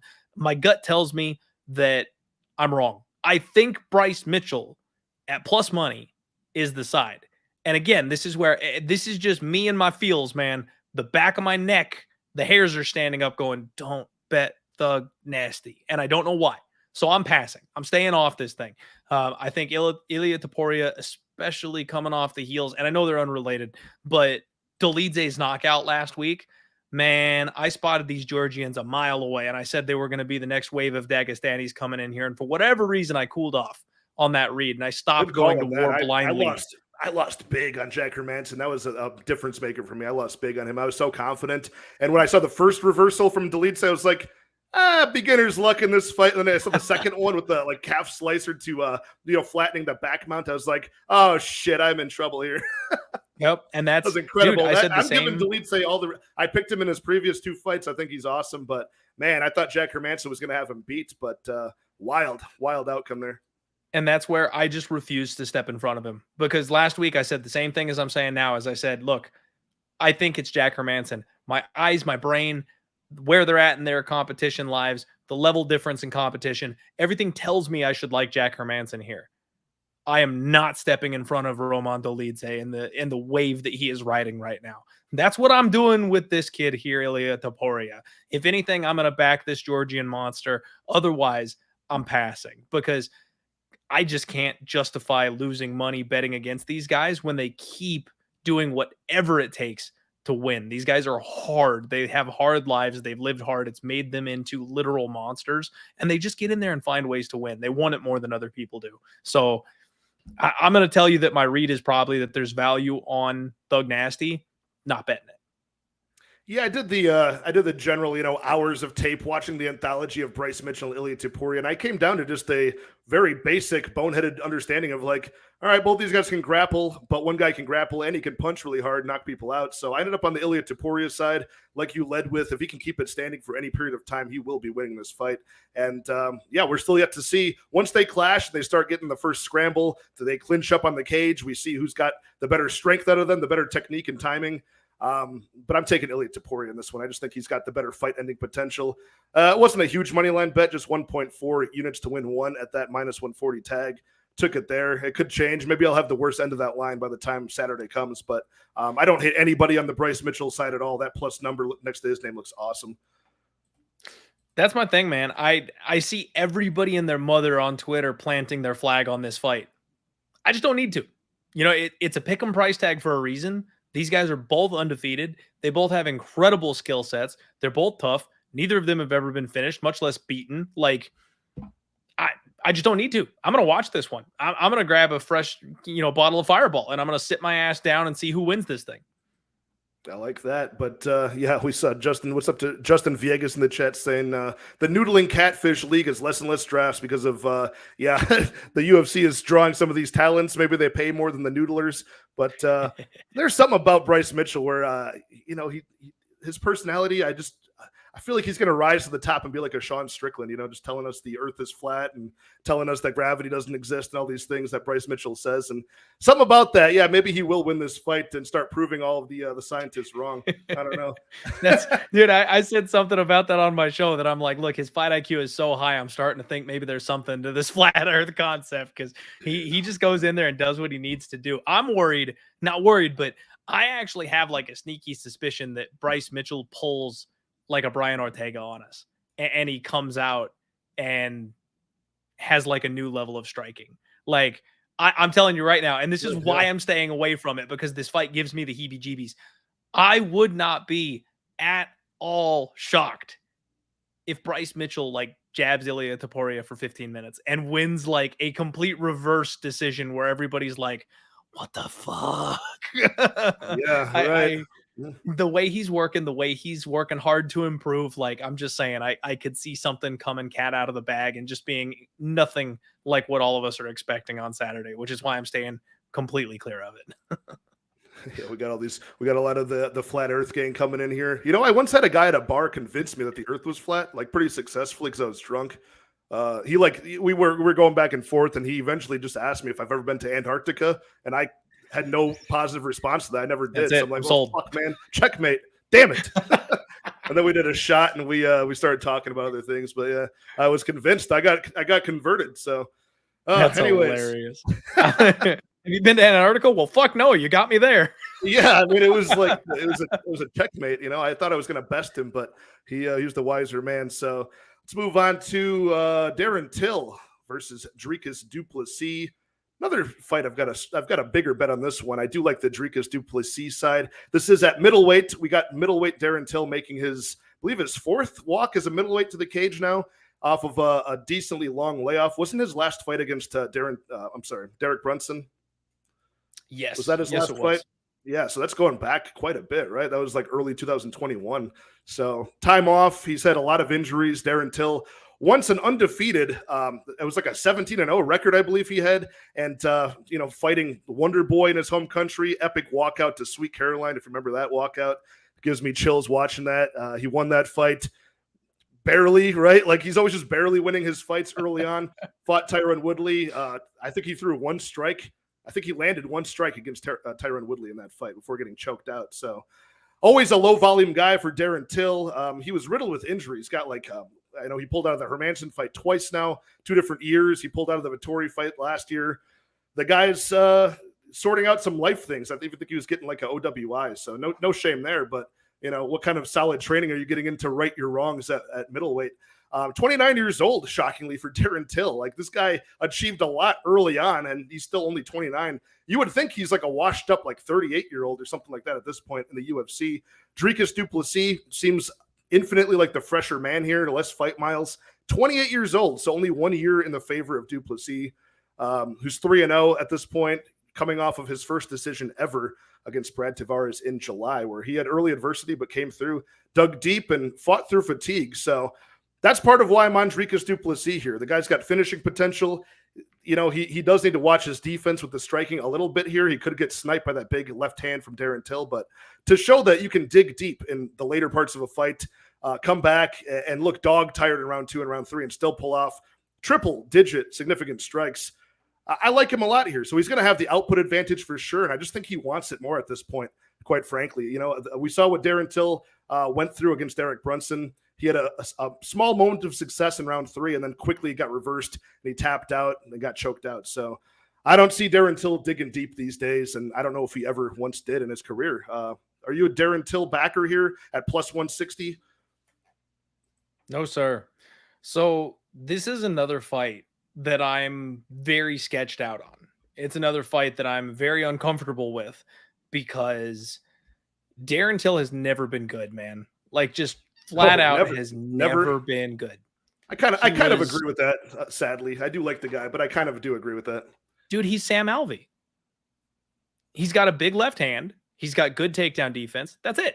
He's low volume, and unless he clips you and knocks you out, he's not going to win.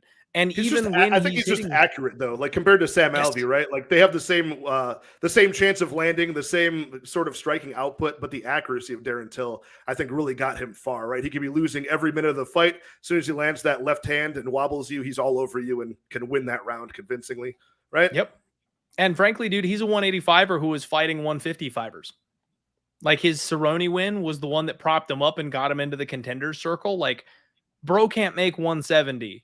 And he's getting aged 155ers as his, entry to the contender circle. They wanted him to take out Tyrone Woodley because they thought that was the champ that he could get up and dethrone. Like, if it wasn't for that era of that division, he never would have even gotten into the top 5. You know what I mean? So he was way propped up. His record is insanely padded. Now that he's fighting real competition, he just can't hack it. He doesn't have the style to do it. But if you give him the right opponent, he can win.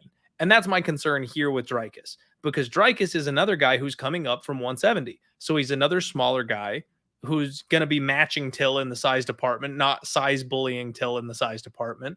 And he comes forward with those reckless blitz attacks. He lifts his chin straight up in the air and throws 7 punches in a row, man, without any care of what's coming the other way. My guy almost got knocked out in his last fight. And that's the biggest red flag for me here in this spot, laying it with Dricus, because I've always said that it's a mark of shame if you get knocked out by Brad Tavares. He came this close. Yeah, it was like a counter 1-2 and then a knee on the way down too. I think he tried to panic wrestle, ate a knee. Yeah, that was, and twice. Not just once, twice. He got dropped twice in that first round against Brad freaking Tavares. If he comes in with that same kind of game plan, Darren Till's fadeaway left hook is going to be there. And that kind of is what concerns me here, is that he's taken a year off of competition. Yes, he's had injuries his entire life, but the UFC is giving him a guy who's riding some serious hype right now, who's kill or be killed, who's going to put himself straight into the fire. This is Till's chance. Like, this is Till's shot to get right on a big stage and make a comeback. You know, he's been working out with guys like Hamzat. He went to Tiger Muay Thai for this camp. Like, Till's doing all the things that normally I would be like, oh shit, like, all right, like, I like this. But for the love of God, I can't ever bet on Darren Till. He's my favorite fade. I bet against Darren Till every opportunity that I get. But this number's gotten out of control for me, man. I can't lay this price tag on Dricus du Plessis just because of the way these two match up. I do think violence is probably in order. You know, betting an under here makes some sense to me, because if Till catches that fadeaway left, I think Dricus is going down and not getting back up. However, if Dricus is in the driver's seat, man, if Tyrone Woodley can club and sub you, Dricus du Plessis can for sure. So I'd be looking at probably that under 2.5, or fight doesn't go the distance on this one. All right, under 2.5, around -150. Welterweight bout. Now we're talking, you know, get the under 2.5 at that price tag, and a weight class replay of power. I'm sorry, 185 here. Not bad at all. Yeah, I mean, they both kind of have a similar style, right? It's just Dricus has a little bit more of a skill set with the grappling. He does have, you know, the ability to actually put up numbers, kicking game as well, not just looking for one big blitz attack. But they do kind of both fight in sprints, right? Like the sprinting combos of Dricus, the sprinting, left straight of Darren Till. You know, they might collide at a certain point. Yeah, you might see somebody put out here. And I think Darren Till, even when he's unprepared for a fight, he kind of is the type of fighter. You see guys off of, kind of have like ring rust or off of a long layoff. Some guys are very timid to throw and kind of they want to get their feet wet in round one. Darren Till's one of these guys who wants to get in there and try to get this job done as fast as possible. He'll be the aggressor like he was against Derek Brunson. I think that's more of a sign that he's not prepared for a fight than he is prepared for a fight, right? He's not calm and collective the way he was against like Stephen Wonderboy Thompson, right? A little bit more pace for that fight. Some of these 3-rounders, this guy's going in there just being super aggressive. So it's going to go one of two ways for him. I think Dricus is the next big thing, man. I think he's maybe not the next big thing, but at least enough to take out Darren Till on this spot and probably cruise through a lot of other weak contenders at middleweight. So at -140 is where I got this at. I put that bet on like as the fights were going on Saturday, because I'm like, this line is held pretty firm. I had some time to look into it. I liked -140. Anything past -200 on Dricus, I would not touch. I'm kind of in your boat for that one. I think it's at like -180 at this point. Yeah, it's getting a little out of control. But again, Darren Till, you're betting on an absolute puncher's chance at that point. You know, I mean, that's just all you're betting on. Yeah, you might as well bet on by knockout at that point, right? I don't mind that. But again, this is where I kind of get that weird vibe on this one that, you know, spending all that time with Hamzat and all that work on the mat, all that grappling, like Till's a big, strong dude. You know, his striking offense isn't exactly what you would like it to be. It's all fade away. Don't let yourself get touched. But in his last couple of fights, he's been working on his grappling. You know, we saw him go to that in the Kelvin Gastelum fight. Was a big part of his game, is that he was trying to say, he was trying to come out and wrestle Kelvin Gastelum because he is the smaller guy. I could see him going to something like that here in this spot. The fact is, man, I don't want to try to make a case for Darren Till because I don't think he's good. So like, what he does doesn't work. What he does might work against this opponent. So unless he's changed his style completely, which is possible because he's been gone for a year and a half, I don't want to put my money on him. So yeah, it's violence or pass for me, man. I don't want to. What do you think about Dale's question here? What's better for the UFC, a Till win at this point, or a Dricus du Plessis win? Because Till kind of needs to win this fight. Dricus du Plessis maybe doesn't have to win this fight as much, right? Like a loss wouldn't kill him at this point after having 3 straight wins in the UFC. But Darren Till to now go like 1-3 at middleweight, losing 5 of his last 6 if he loses this fight. Be kind of a tough road for him to come back at this point. The middleweight division certainly weak, but I don't know. Dude, this is a classic win-win for the UFC because Darren Till, he's so fun. He's so popular. He's so good on the mic. He's entertaining. He's a good personality guy. You want Darren Till around. You want him winning fights. You want him knocking people out and saying stupid shit the way Patty. And you need him for the next. You need him for the next UFC London card, right? That's an easy fight night at UFC London. Exactly. So Darren Till winning is good for business. Now Dricus, he's making waves, man. 3-0 in the UFC. 3 of those fights, I think all 3 of them by finish, right? Like he's except for Tavares, that was his only decision win in his career. You're right. The rest are finishes. So finished his first 2 fights in the UFC, got one over on Tavares. Like this guy is on his way up, and he's obviously getting the fast track. Like if they're giving him a guy like Darren Till, you take all that fanship, you take all that popularity. If he knocks Darren Till out on a pay-per-view card, this guy suddenly is somebody that we're talking about now. So it's a win-win, man. I don't think the UFC can lose in this spot because Darren Till gets one more crack at it if he loses this fight. He's on a 2-fight skid. They can recover from that. They'll bring him back for one more. He's popular enough. And Dricus, he's on a 3-fight winning streak. If he loses to Darren Till because he gets clipped by that big left hand, it's all good, man. You just won 3 fights in a row. Come on back. Do it again. Like, I don't think either of these guys are fighting for their job. And I honestly think that it doesn't matter either way. The UFC can spin the narrative so that it's going to be okay. But if I had to, like, again, if we're talking betting, it's minus 150 Till. Like, you want Till to be the guy that gets his hand raised here on Saturday, more so than Dricus, I would think, but not by a ton. Right. And they'd probably want him to do it not by edging another decision off of his big moments. Darren Till is so weird about that, right? Like he's got so many spots where he's knocked people down but not finished them, and that's just how he edges by a decision, right? Like he's really just a big moment guy. Whether he puts them out or not, like that'll be like, okay, both guys barely did anything, but Darren Till got a very flashy knockdown. We'll give him the round, he kind of was skated by. And you're right about that power vortex of once GSP lost, gave up his belt. There was like a power struggle in the welterweights, right? It was like Johnny Hendricks and Lawler, then Woodley, right? There was like a lot of things being passed back and forth for a while. Yep. It was in chaos for a bit. They had an opportunity there to get Darren Till a belt, and they tried to take it. Yeah, certainly. But moving on to the next fight, which is a newly announced one as of, I think, yesterday or so. Santiago Ponzinibbio no longer fighting Robbie Lawler.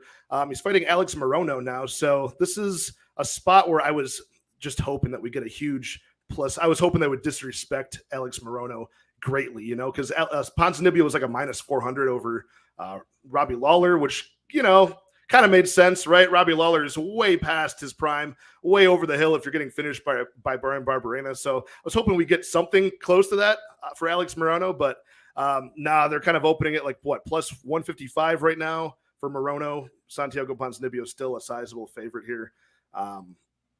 But yeah, I want to make a case for Alex Morono, but when I watch the tape, I just can't. Morono is decent. He's on a 4-win streak, not the best 4-win streak, but he shows very good meat and potato striking, but it's effective, it's accurate, it's constant. He's got a BJJ game that he never gets a chance to use because he doesn't wrestle, but neither does Ponzinibbio. I just think Ponzi still has enough speed and clean, powerful striking to win this fight, probably by decision. How do you see this playing out now? Have you looked into this fight that much? Haven't had a chance to look into it as much as I would like to, but just kind of glancing at the numbers and going let's talk off through of memory. Yeah. I completely agree with you. Santiago Ponzinibbio has a 1-inch reach advantage here in this spot. 60% striking defense, which is impressive. Anytime you get up over that like 55% defense mark, that's where I really start to like guys. Alex Morono has a 57% striking defense, so just slightly worse. And then Ponzinibbio is 41% for his accuracy with Morono 43%. So slightly more accurate punching. That evens out. That's a wash. You know what I mean? One guy's slightly more accurate offensively. The other guy's slightly more defensive than his opponent. 60% takedown defense for Santiago. We know that's not going to matter. Morono doesn't shoot takedowns. 51% takedown defense for Morono. Kind of the same story. So I'm not really too worried about it. Statistically, these guys match up really well. The difference for me, level of competition. Again, Morono's win streak, a lot like what we were talking about before, man. His last 4, busted Donald Cerrone, David Zawada, Mickey Gall, Matt Semmelsberger. Cut, probably cut soon if he loses again. And then you've got Ponzinibbio on the other side taking on the Leech, Miguel Baeza, Jeff Neal, Alex, Michel Pereira. So like just massive difference in the opponents that they're facing, and they've got matching stats. So I would think that's a slightly into Santiago Ponzinibbio. Alex Morono, even though he did get Donald Cerrone out of there with that big haymaker, not a knockout guy. He's not a guy that generally hits hard enough to actually finish people. And you've seen that in his last 3 fights where he decisionated these guys.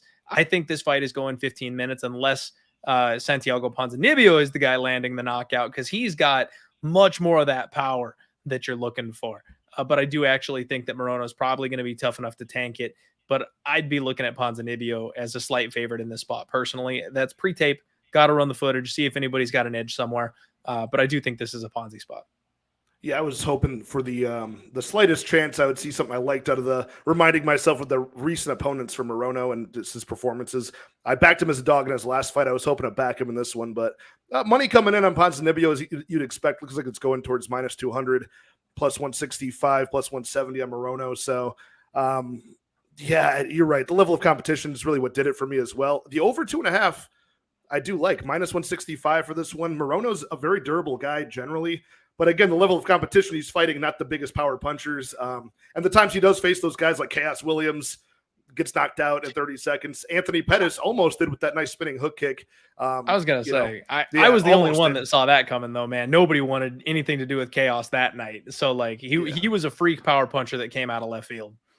Right. So you wonder if now finally Morono, because he fought Matt Semmelsberger, and I just thought that Semi was kind of knockout or bust in that fight, and Morono did just enough and even closed up the eye of Semmelsberger too, caused that visible damage, which the judges love in a close fight. But you would want Morono to like either of these guys. I think both of these guys, Ponzi and Morono, both BJJ black belts that never use it because they're never going for the wrestling. So. But yeah, I just think Ponzi's the much cleaner, faster guy, even at 36 years old, even with, and I'll talk about this a little bit. We've forgotten he's back after that giant long layoff from 2018 to 2021. Do you think that plays any bearing in this fight? Like you picking a guy here? I think we've kind of seen that he's back to himself, Ponzinibbio. He had the bone infection, a bunch of stuff going on for a 3-year long layoff, some torn muscles, I think too. Does that play any role in, betting him or his value on this line? I wouldn't think so. He seems to be, like you said, he seems to be kind of back to his good old self at this point. And I don't have any questions about his durability anymore. He did get knocked out by the Leech. We kind of knew that was a bad spot for him. The Leech is a vicious power puncher. Miguel Baeza, I mean, the fact that he went to a split decision with Jeff Neal, absorbing 85 significant strikes from that guy, that was the one where he checked out to me. That was the one where I was like, okay, like if you can bang with Jeff Neal for 15 minutes, you're all set. And then, matching 100 plus significant strikes with a guy like Michel Pereira, who, as much of a size bully as he is, and you think he'd be knocking people out left and right, has really turned into kind of a technical volume type of guy. Right. 2 split decisions back to back with those guys. We've seen a bang fest. We've seen a high paced technical fight. No, he checked both boxes and he lost both by split. I would argue that he won the Michel Pereira fight personally. So like he's still very much competing at this level. And I really don't think there's any issues with him physically anymore. And Morono, like I said, not much of a knockout guy, generally speaking. The guys that he has knocked out have been incredibly suspect. So even though he volumes up people, throws the kitchen sink at him that way, I don't think he's got that stopping power on his punches to crack a guy like Santiago Ponzinibbio if Jeff Neal and Michel Pereira can't do it.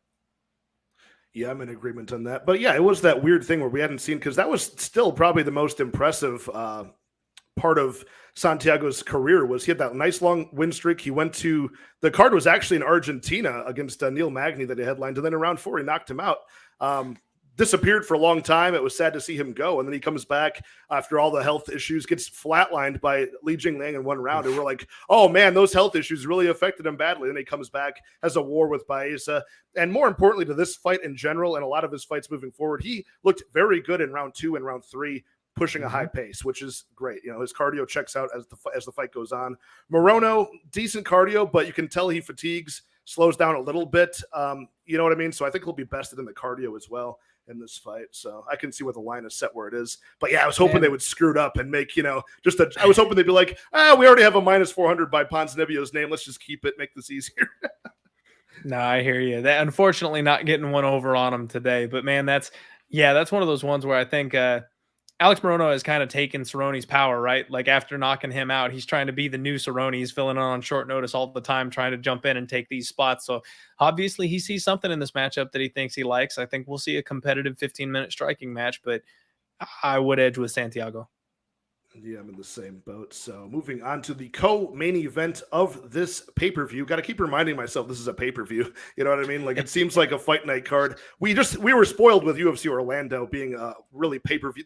They could have switched that, right? They could have made it like a fight night Orlando for this card and then a pay-per-view in Vegas for the one that we just witnessed. But nonetheless, we do have Paddy the Baddy Pimblett versus Jared Gordon at lightweight.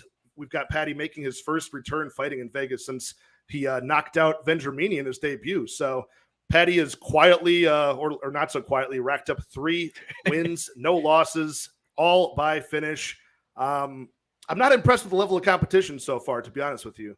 I do like Paddy the Baddy Pimblett. We got the same first name. I like seeing a Patrick that can rock a hairstyle that I can't. That's pretty cool. He chokes people out for money. I don't do that. That's pretty cool. So I'm a fan of the guy.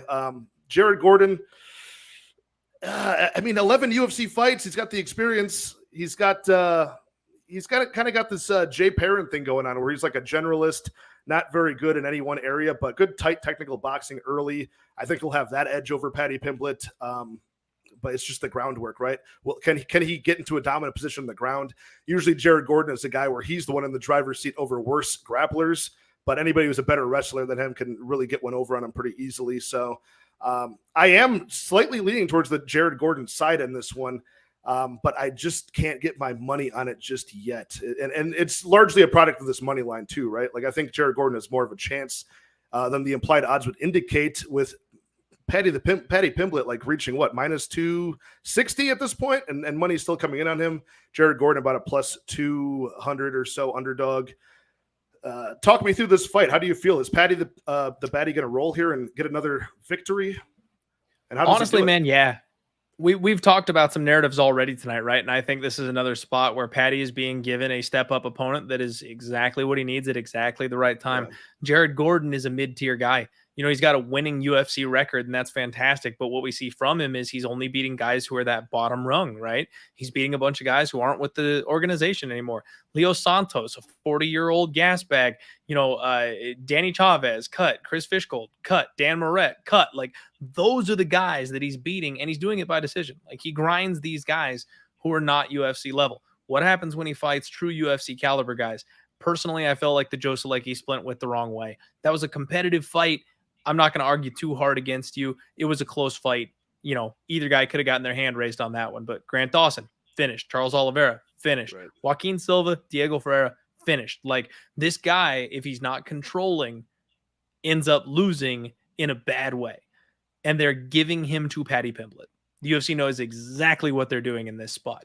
Now, I wish I got that opener. I think it was like minus 165 for Paddy. I should have backed up the dump truck as soon as this line opened up, but I wasn't watching, 6 weeks ahead of time like some of these psychos out here do. Yeah, right. So I wish I had been paying more attention, because I have been eyeballing this spot, and I think Paddy is set up here for a finish. And honestly, I think he's set up for a round 1 knockout. You saw the Luigi Vendramini fight where he went balls to the wall.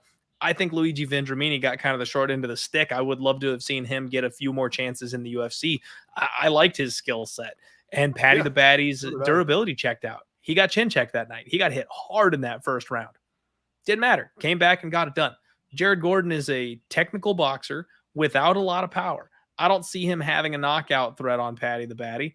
And when this thing goes to the ground, maybe Jared is the better wrestler, but you've got Patty, who is the much bigger man, a real true 155er here, who's cutting a lot of weight to get down to this weight class, taking his strength and conditioning extremely seriously, something he wasn't doing in Cage Warriors. You can see the body transformation that he's going through his last couple of fights.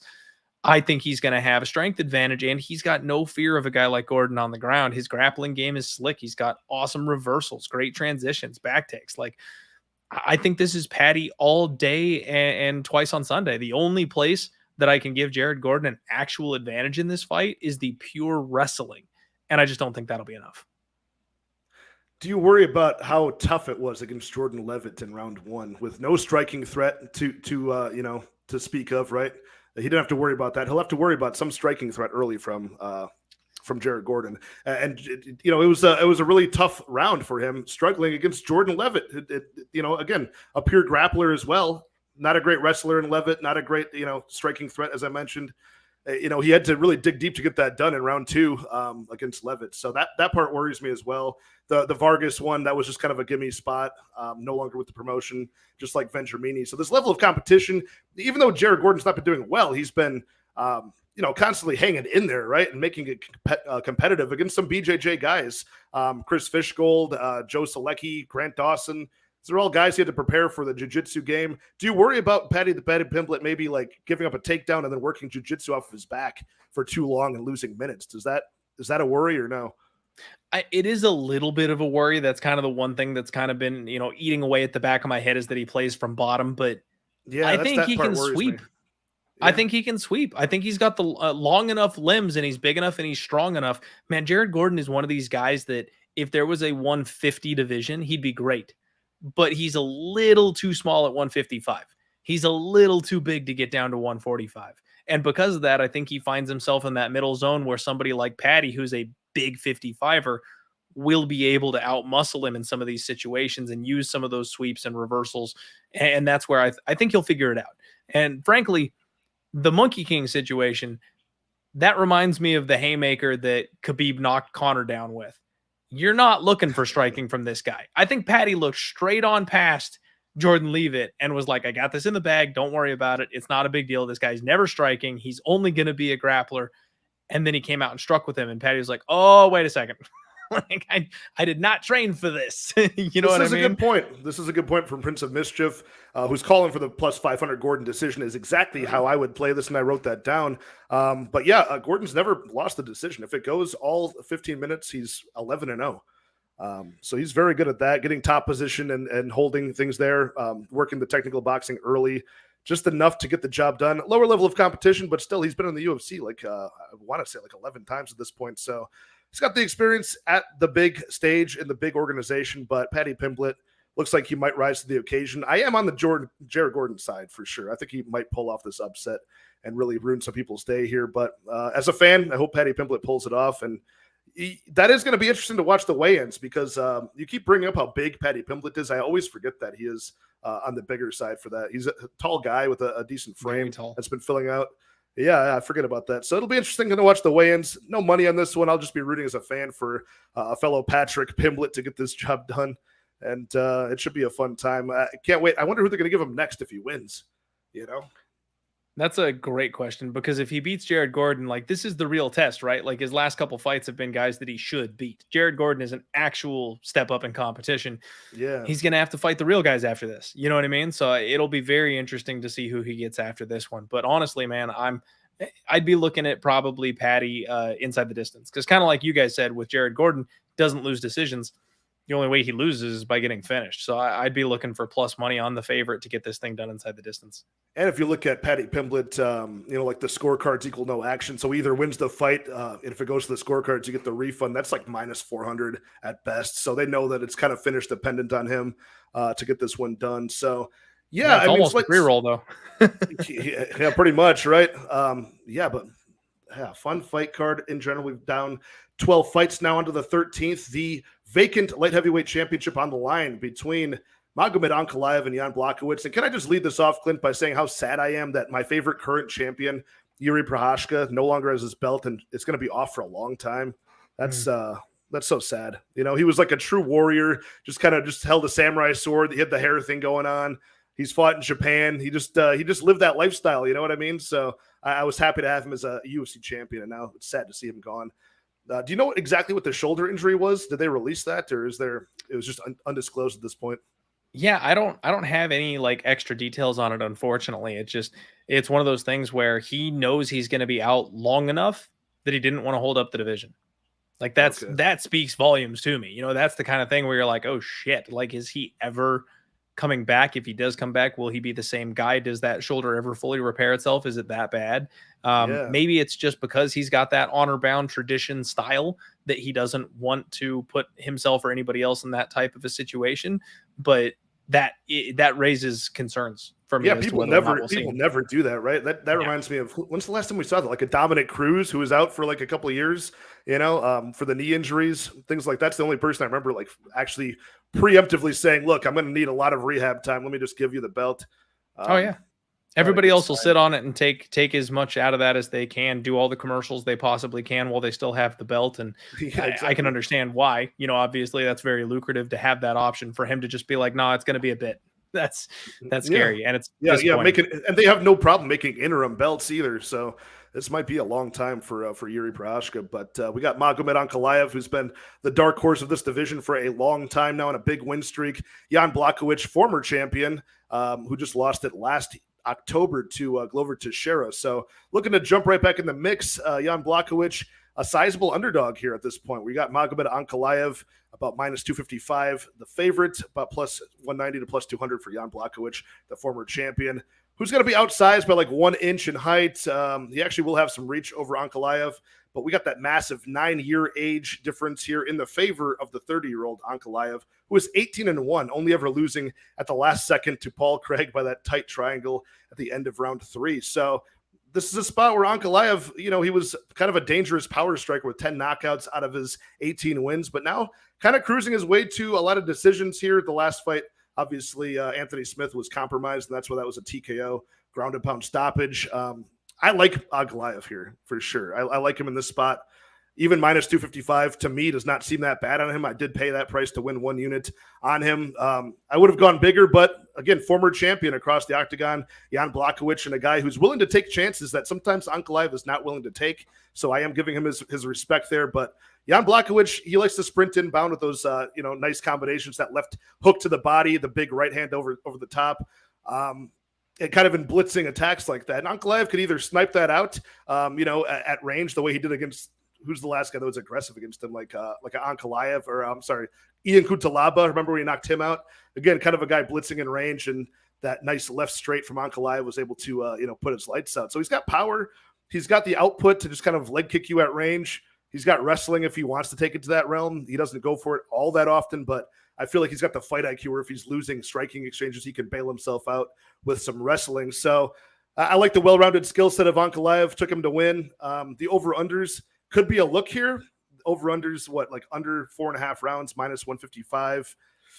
Over plus 135. Feels like a trap to me, right? Because common sense would tell you the under 4.5, like there's a good chance that hits, right? It's two big 205ers for 5 rounds, not even 3 rounds. The over plus money, that seems like a decent option because if Ankalaev wins, it might be by decision the way he's been doing things. But I don't know. How do you feel about this fight in general? And talk about the over-unders to start this off. How do you see this playing out? Do you see it finish dependent for either guy? Man, I think that Jan is not going to let this fight go the distance. I think Jan wants his belt back so badly that he may get reckless if he's down 2 rounds on the scorecards. Like, I don't believe that he's going to let this fight go 25 and lose a decision just because he knows what he has to do to get his hands on that belt. This is probably his last shot. You know, it's going to be tough for him to have a third bid at the belt if he loses this fight. So, yeah, I think the way Jan fights, he's going to force some action here, whether this thing ends up on the ground and he succumbs to the grappling of Magomed Ankalaev, or if this gets into boxing range and he's able to clip the bigger man, or like you mentioned, that left down the pipe, if he gets countered and put down himself. These are big boys. They hit hard. I can absolutely see this fight finishing on both sides, and I would probably be looking under 4.5 personally. And so the Blachowicz side is calling to you. I like the price tag. If you see a path to victory for, or like a necessity for him to win this fight at 39 years old for the former champion at plus 215, that could be, if I'm just looking at the Jan Blachowicz fighting for a belt here at this point, that looks like a disrespectful number, right? That looks like a good underdog shot. The problem is I see across from him a guy who really has never lost, aside from one instance at the last second, with a well-rounded array of options to win this fight, right? He can do it. If you don't engage him, he's going to outpoint you over 5 rounds. He's no problem doing that. If you do engage him, there's a chance you get put out. He's got the fight-ending power. Sell me on a Jan Blachowicz side for anybody who wants an underdog shot here on the main card. What's your reasoning for Blachowicz? You just think he has the better grappling or the better striking? Like, where does he win this fight? Yeah, so I think that Jan is special, man. And a part of this is my heart being involved because Jan was my dark horse. Like 2-3 years ago, I was like, Jan's going to be the guy that dethrones John Jones. Like I was that guy saying that shit.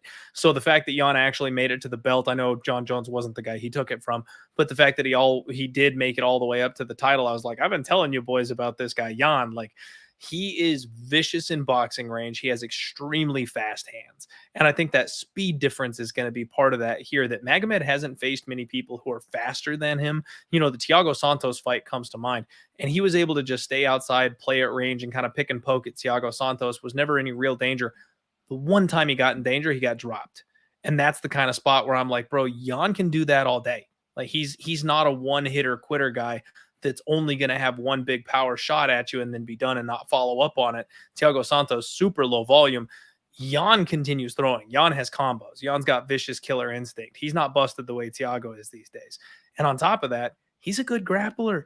Like, I know he's got 66% takedown defense rating. He can be taken down. He can be controlled. He's got 9 submission wins. Jan's a 205er that can throw up triangles off of his back. This guy is incredibly well-rounded. And the fight against Glover Teixeira, man, I wanted to talk about that. Jan came out on the embedded episode this week. I don't know if you watched the first one, but He talked about how he was like sick as a dog the day of that fight. But because it's fucking Jan and he won't pull out of a fight, he's another one of these with what?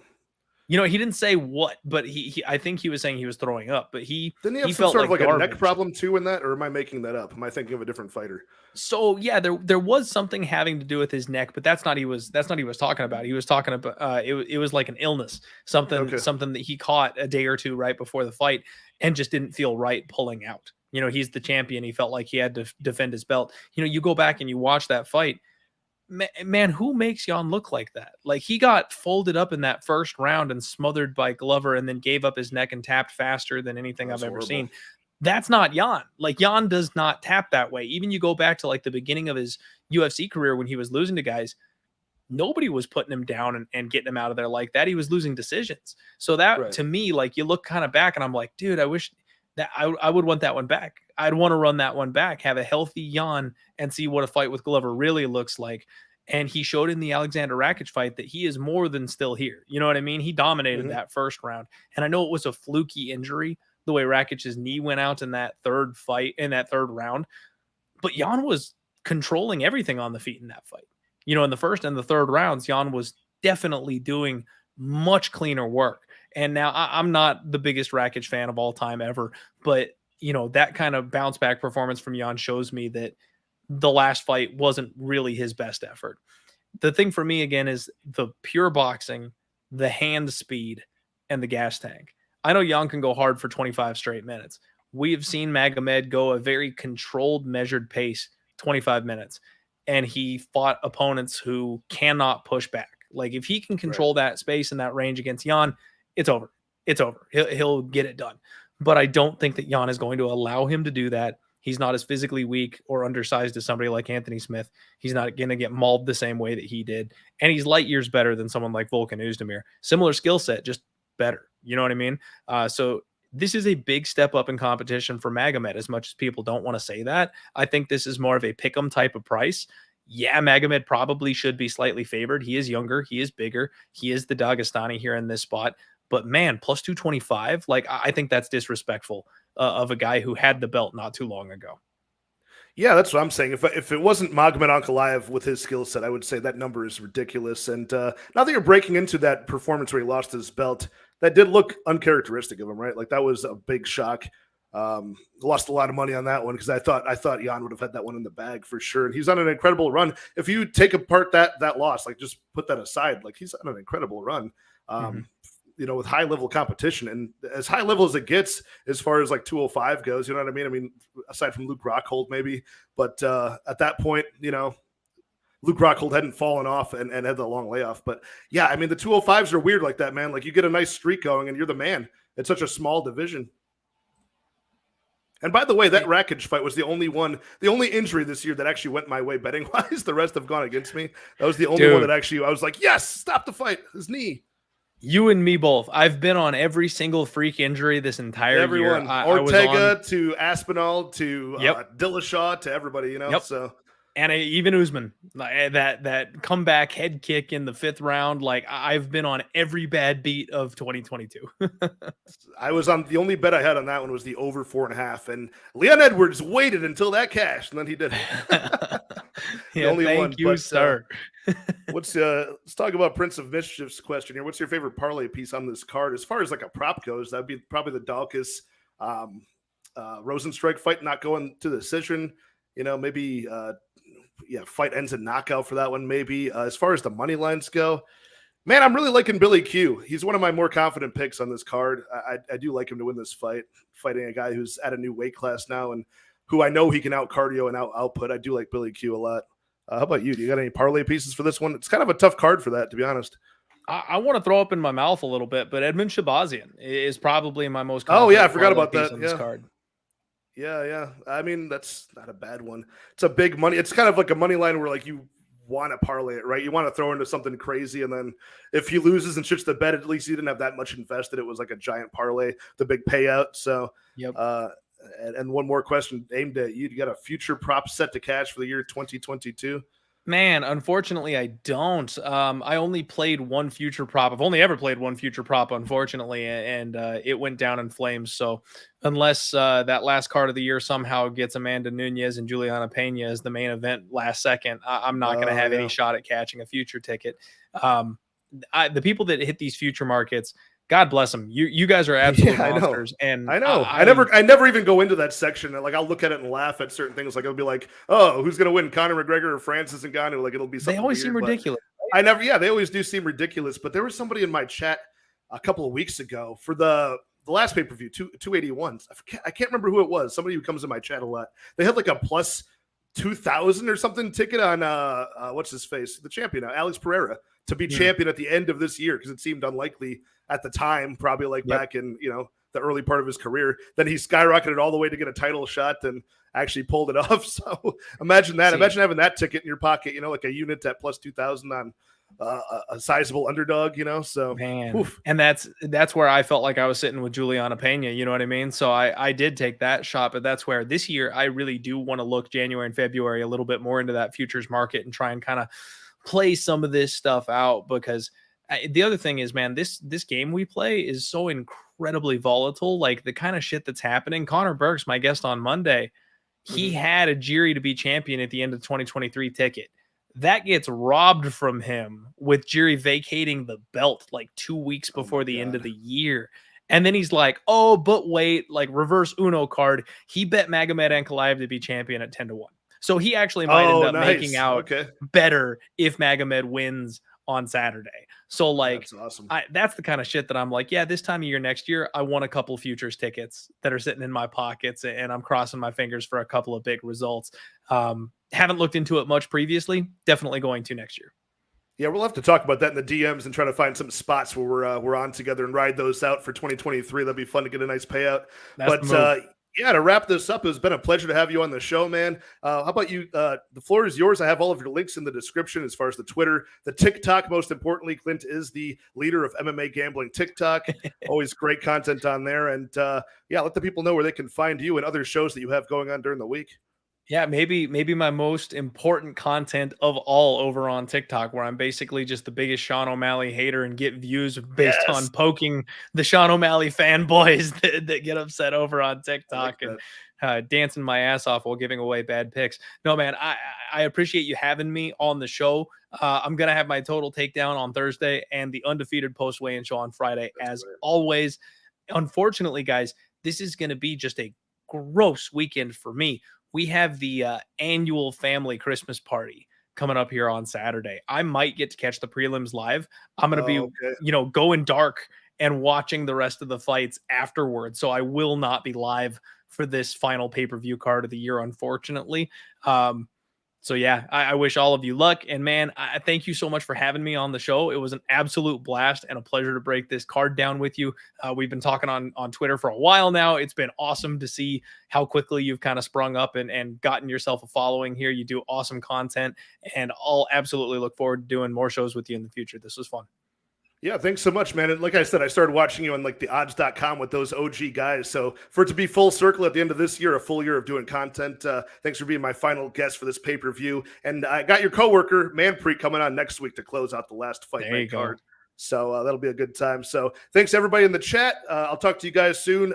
Tomorrow night on Couch Warriors podcast, I will be co-hosting with him for our 4-man panel with Eric Betts Fights and Johnny K Picks. We'll talk bets and props all over again with a couple differing opinions with those guys. So check that out. I'll talk to you guys very soon. Cheers.